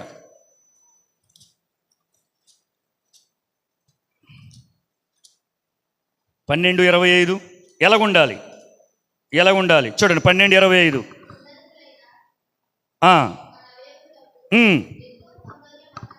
చూడండి. అయితే శరీరములో వివాదము లేక అవయములు ఒకదానికొకటి ఏకముగా పరామర్శించులాగును, తక్కువ దానికే ఎక్కువ ఘనతను కలుగు చేసిన. చూడండి 27 కూడా చదవండి. అటువలే మీరు క్రీస్తు యొక్క శరీరమయుండి వేరువేరుగా అవయవములై ఉన్నారు. చూడండి, దేవుని సంఘం గురించి. ఇప్పుడు దేవుడి సంఘములో అంటే క్రీస్తు యొక్క దేవుడి సంఘం అంటే ఏంటి? క్రీస్తు శరీరం. ఇప్పుడు ఆయనలో అవయవాలుగా మనం చేర్చబడ్డాం. ఓకేనా? అంటే ఇక్కడ ఏం చెబుతుందంటే, క్రొత్తగా నువ్వు క్రైస్తవ జీవితాన్ని ప్రారంభించి ప్రభువులో నడుస్తున్నప్పుడు సంఘములో స్థిరపరచబడాలి, సంఘములో ఐక్యత కలిగి ఉండాలి, సంఘములో సమాధానం కలిగి ఉండాలి, సంఘములో ప్రేమ కలిగి ఉండాలి. ఆడు గొప్ప నేను గొప్ప ఉంటాం ఏమి లేదు. ముక్కు ఉందా, చెయ్యి ఉందా, చెయ్యి పొడిగా కాదు ఇది గొప్పగా ఫీల్ అవుతే మరి ఇది వాసన ఎవరు పీరుతారు చెప్పండి? ఇప్పుడు ఒక ఆయన అన్నాడు కళ్ళు అందే, కళ్ళు ఇలా మూసుకుని నేను నడుతున్నాను, నా కళ్ళు నా ఇష్టమన్నాను. అవునా? అలా కళ్ళు మూసుకుని నడుచుకుంటూ వెళ్ళేప్పటికీ ముక్కుకి కళ్ళుకి పడలేదంట, నేనేం సహకరించనందంట. అప్పుడు ఏమందంట, నేను కళ్ళు మూసుకో అందంట. మూసుకుంటే ఇలాగ ఏం పగిలింది? ముక్కు పగిలింది. అంటే కళ్ళు చూస్తే ఈ ముక్కుకి దెబ్బ తగలకుండా జరగదా? అంటే చూడండి, ఎవరి పనులకు నియమించాడు దేవుడు సంఘములో. ఆడు చేస్తున్నారు కదా నాకెందుకే అనకూడదు, అలా ఉండకూడదు. నూతన సంబంధం కలిగిన జీవితాన్ని జీవిస్తున్నప్పుడు సంఘములో చేర్చబడ్డ తర్వాత నేను ఎప్పుడు చెబుతాను, నా ఇంటి వారి కంటే సంఘం అంటే నాకు ప్రాణం. దేవునికి స్తోత్రం. ఎందుకు సంఘం అంటే ప్రాణం అంటే వారు క్రీస్తు రక్తములో కడగబడ్డారు, క్రీస్తు రక్తములో శుద్ధీకరించబడ్డారు, క్రీస్తు యొక్క శరీరంలో అవయవాలుగా చేర్చబడ్డారు. నేను కాలు అయితే వాళ్ళు చెయ్యి అయితే నేను కాలు, వాళ్ళ ముక్కు అయితే నేను నోరు అని మనం అనుకుని ఇవన్నీ ఎలాగైతే పనిచేస్తాయో ఒక దేహంలో అలా పని చెయ్యాలి. దీనికి ఉన్న ఘనత దానికే ఉంచాడు దేవుడు. దేవునికి స్తోత్రం. హల్లెలూయా. అంతేగాని నేనా అని అనకూడదు. ఎందుకంటే నీకు ఇచ్చి తలంతు నీకుంది, నీకు ఇచ్చి వరము నీకుంది, దాన్ని నువ్వు ఉపయోగించాలి, దాన్ని నువ్వు వాడుకోవాలి. అలా కాకుండా వాడబడుతున్న వాడికి హెచ్చుగా నువ్వు ఆలోచించకూడదు. అర్థమైంది కదా? ఇప్పుడు కాళ్ళు చేసే పని ఏంటి? భూమి మీద నడటం. చేతులు నేను నడుస్తాను అని అంటే ఏంటి పరిస్థితి చెప్పండి? దాని పని చేయని, నీ పని నువ్వు చేయి. కాళ్ళు భూమి మీద నడుస్తూ ఉంటే నువ్వు ఏమైతే పట్టుకో. ఇచ్చాడే వల్ల దేవుడు. కానీ అది కాదని దీనికి వెళ్ళకూడదు. గాడి చేసే పని గాడి చేయాలి. అవునా? గుర్రం చేసే పని గుర్రం చేయాలి, అంతే కదా? కుక్క గాడిదలాగా చేద్దాం అనుకుని దాని మీద బరువెత్తి వెళ్తుందా? వెళ్ళదు. ఏని పని చేయాలి. కుక్క ఏం చేయాలి? కాపలా కాయాలి. గాడిది బరువు మోయాలి. ఈ రాత్రులు నేను మొరగలపోతున్నాను, నీ పని నేను చక్కగా బజార్కి వెళ్ళొస్తున్నావు, చక్కగా ఈ చూసొస్తున్నాను, నేను కట్టేసారు ఇక్కడ కుక్కనికి ఒకసారి తీసుకెళ్ళాడు. వెళ్ళింది, గాడిది పంపించింది. గాడిది పంపించేటప్పటికి కుక్క వెళ్ళింది, కుక్క మీద మొత్తం బరువేశాడు, అక్కడే తెచ్చింది. అది ఎవరు చేసే పని? అది చేయాలి. కుక్క మొరగాలి, గాడిది బరువు మోయాలి. అవునా? మీకు సంఘములో చేర్చబడిన తర్వాత మీకు దేవుడిచ్చే తలంతులు వాడబడాలి. దేవుడి పరిచర్యకి వ్యసనపడకూడదు, దేవుడు పనిచేసే విషయంలో వ్యసనపడకూడదు. బాత్రూములు కూడా కడగాలి. తెలుసా మీకు ఆ విషయం? బాత్రూములు అసలు పరిచర్య ఇది. మీకు పెద్ద మినిస్ట్రీలో పరిచర్య సేవకులు ఎక్కడి నుంచి వస్తారు తెలుసా? ఎక్కడి నుంచి? బాత్రూమ్ కాడి నుంచి వస్తారు. వాళ్ళ డ్యూటీ బాత్రూమ్ కూడా వేస్తారు. మీకు చెప్పాను కదా, ఒక సేవకుడు వేరే దేశం వెళ్తే ఆయన టాయిలెట్కి వెళ్తే ఈ లోపల ఒక ఆవిడ స్లీపర్ తుడుతుంది. అదే ఆ బాత్రూమ్ అడుగుతుంది, అయ్యా వందనాలు అని చెప్తుంది. అమ్మ వందనాలు చెప్తుంది. ఇవి క్రైస్తవులు అలా ఉందని. అమ్మ అంటే ఇక్కడ మీ మీటింగ్లో ఉన్నాయి, కాన్ఫరెన్స్ మీటింగ్లో ఉన్నాయి కదండి, అవి దానికి అటెండ్ అయ్యాను నేను అని అందంట. అవునా? పరిచర్య చేస్తున్నానంట. అవునా? ఇంతకే నువ్వు నేను చెప్పే మీటింగ్లో అటెండ్ అయ్యావంటే నేను వచ్చిన ఫ్లైట్లో వచ్చాను అన్నగట్టు నువ్వు ఏం చేస్తావమ్మా అని అడిగాడు ఆయన. ఏమంది ఆవిడే? పైలట్ అని చెప్పింది. మీరు వచ్చిన యమానాన్ని నడిపింది నేనే అని చెప్పింది. ఈయనకి మామూలుగా కాళ్ళ కింద భూమి కదిలిపోయింది. అన్నాడు, అమ్మా నువ్వు యోగ్యురాలివి, అక్కడ నిలబడి వాక్యం చెప్తే అక్కడ నేను సరిపోను, నీలంటి వాళ్ళు చెప్పాలన్నట్టుగా దైవసేవకుడు సాక్ష్యం అది. ఎబ్రోన్ సహవాసంలో జయరాజుగా చెప్పిన అనుభవం ఇది. ఎటు ఒక పైలట్ నడుపుకొచ్చుకుంటున్న ఆవిడ పైలట్ని అక్కడ డ్యూటీ దిగిపోయి వచ్చి బాత్రూమ్లు కడుగుతుంది. ఎవరు? ఆటో డ్రైవరా? ఇప్పుడు మామూలుగానే బాత్రూమ్ కడగరంటే మామూలుగా ఉంటే కడుగుతారు. ఆ సింక్ దగ్గరికి వెళ్ళి మొత్తం సిరాకైపోతే కడుగుతారా? పరిచయం ఏంటి అది? ఏంటి ఆవిడ పైలట్? ఆయన అసలు స్టంగ్ అయిపోయాడు. ఒక విమానం నడిపే పైలట్ బాత్రూమ్ గడుగుతుందా? దేవుడి పరిచర్యకి ఆ కాన్ఫరెన్స్ హాల్లో ఉన్న ఆ బాత్రూమ్లు గడుగుతుంది. మన బాత్రూమ్ గడుగుతాం కానీ మందిరంలో పరిచర్యలో ఉన్న బాత్రూమ్ మనం కడగం. కానీ దేవుడి సంఘములో చేర్చబడ్డ తర్వాత ఏంటి? క్రీస్తు నిమిత్తం. చూడండి, దేవుడి పరిచర్య అని కాదు, దేవుడి ప్రేమ కలిగే నీవు ఇతరుల పని కూడా చూడాలి. పౌలు అంటాడు, మీ సొంత కార్యంలో కాదు ఇతర కార్యములు కూడా చూడండి. ఎదుటివాడు పడిపోయినప్పుడు ఆ వ్యక్తికి చేయవలసిన పరిచర్య కూడా చేయాలి. ఇది ఎవడ చేతి? క్రైస్తవుడు ప్రేమగా. అందుకే చాలామంది అంటారు క్రైస్తవులతో మాట్లాడకూడదు, క్రైస్తవులతో స్నేహం చేయకూడదు. అంటే మారిపోయి కారణం వాళ్ళ స్వభావం మంచిది, దేనత్వం కలిగిన వాళ్ళు. కొడితే కొట్టరో, తిడితే తిట్టరో, ఏదో ఒక రోజు కొట్టి ఆడే మారిపోతాడు. దేవుడికి స్తోత్రం. అది వాళ్ళ భయం అది. మంత్రాలు తంత్రాలు మన దగ్గర ఏముండో. వాళ్ళు ఎంత తిట్టినా మనం ప్రేమిస్తాం. అది వాళ్ళ మార్పుకి ఒక నిదర్శనం. కొట్టాడని కొడితే మళ్ళీ మన దగ్గరికి వస్తాడా? రాడు. ఆడెంత కొట్టినా నా క్రీస్తు ప్రేమను బట్టి నేను క్షమిస్తానంటే, అబ్బా ఎవరైనా నా కొరకు ప్రాణం పెట్టాడు. అవునా, నువ్వే ఇంత కొట్టినా ఒక్క మాట కూడా మాట్లాడతలేదంటే ఇంకా ఆయన్ని నేను తెలుసుకుని ఆ జీవితం అలా మారిపోద్దని ఎంతోమంది అలా వచ్చిన వాళ్ళు ఉన్నారు. ఓకేనా?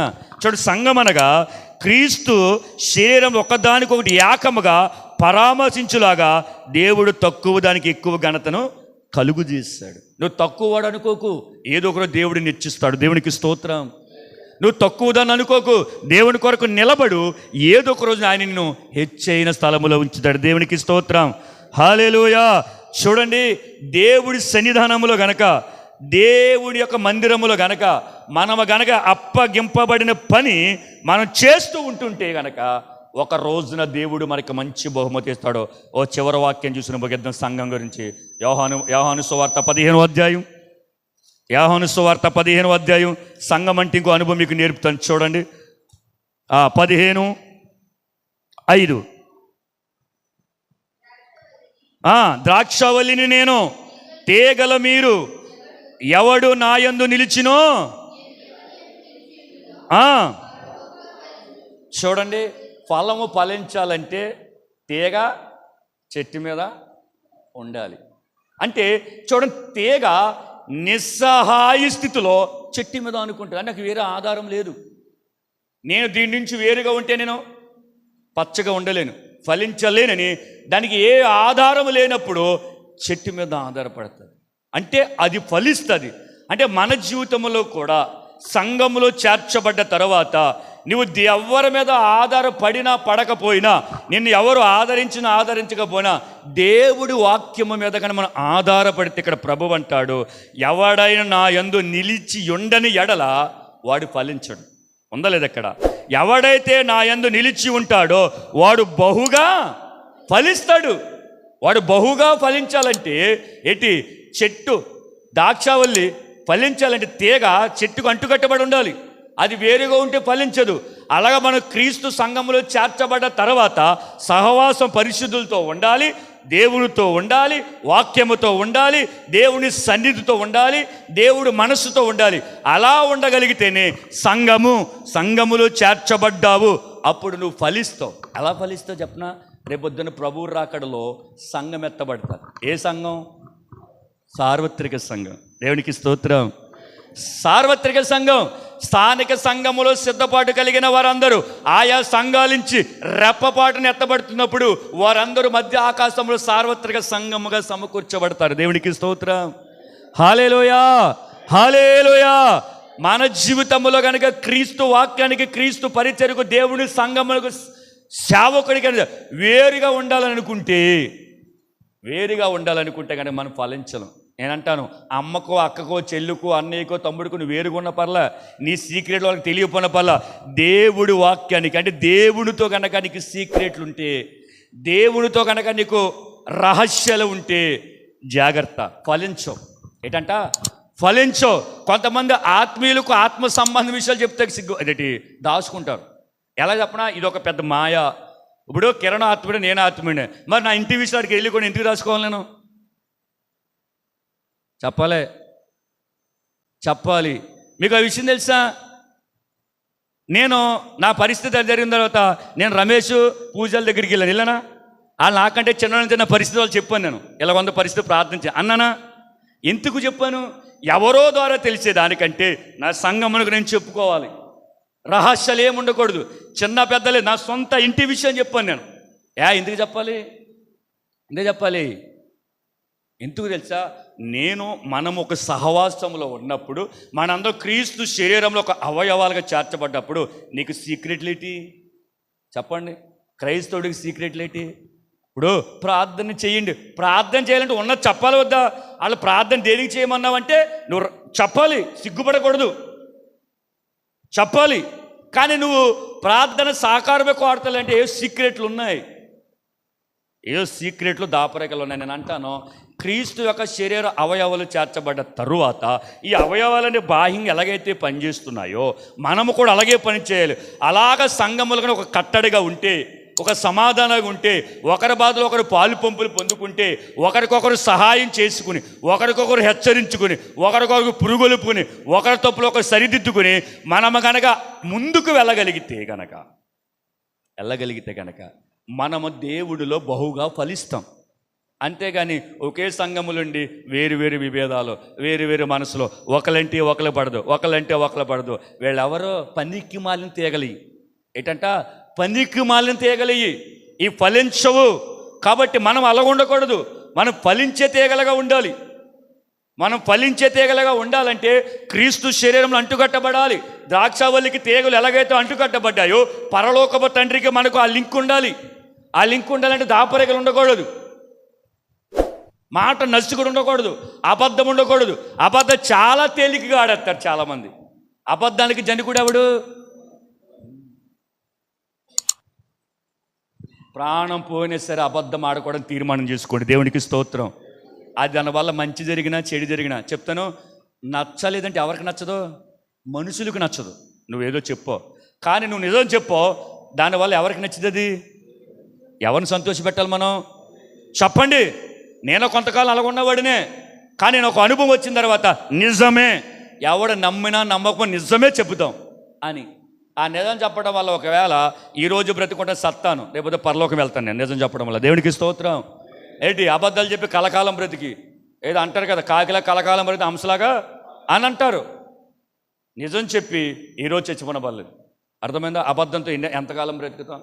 కాబట్టి చూడండి, సంఘములో మనం ఎలా చేర్చబడాలి 4 అంశాలు మీరు నేర్చుకున్నారు లేదా? మళ్ళీ ఎవరంచిన పని లేదు కదా. అయితే సంఘమనగా ఐక్యత, సంఘమనగా ఒక సమూహం, సంఘమనగా ఎత్తబడేది, సంఘమనగా క్రీస్తు స్వరక్తము చేత కొనబడినది, ప్రత్యేకించబడింది, సంఘమనగా దేవుని యొక్క స్వాస్థ్యం. అర్థమైందా?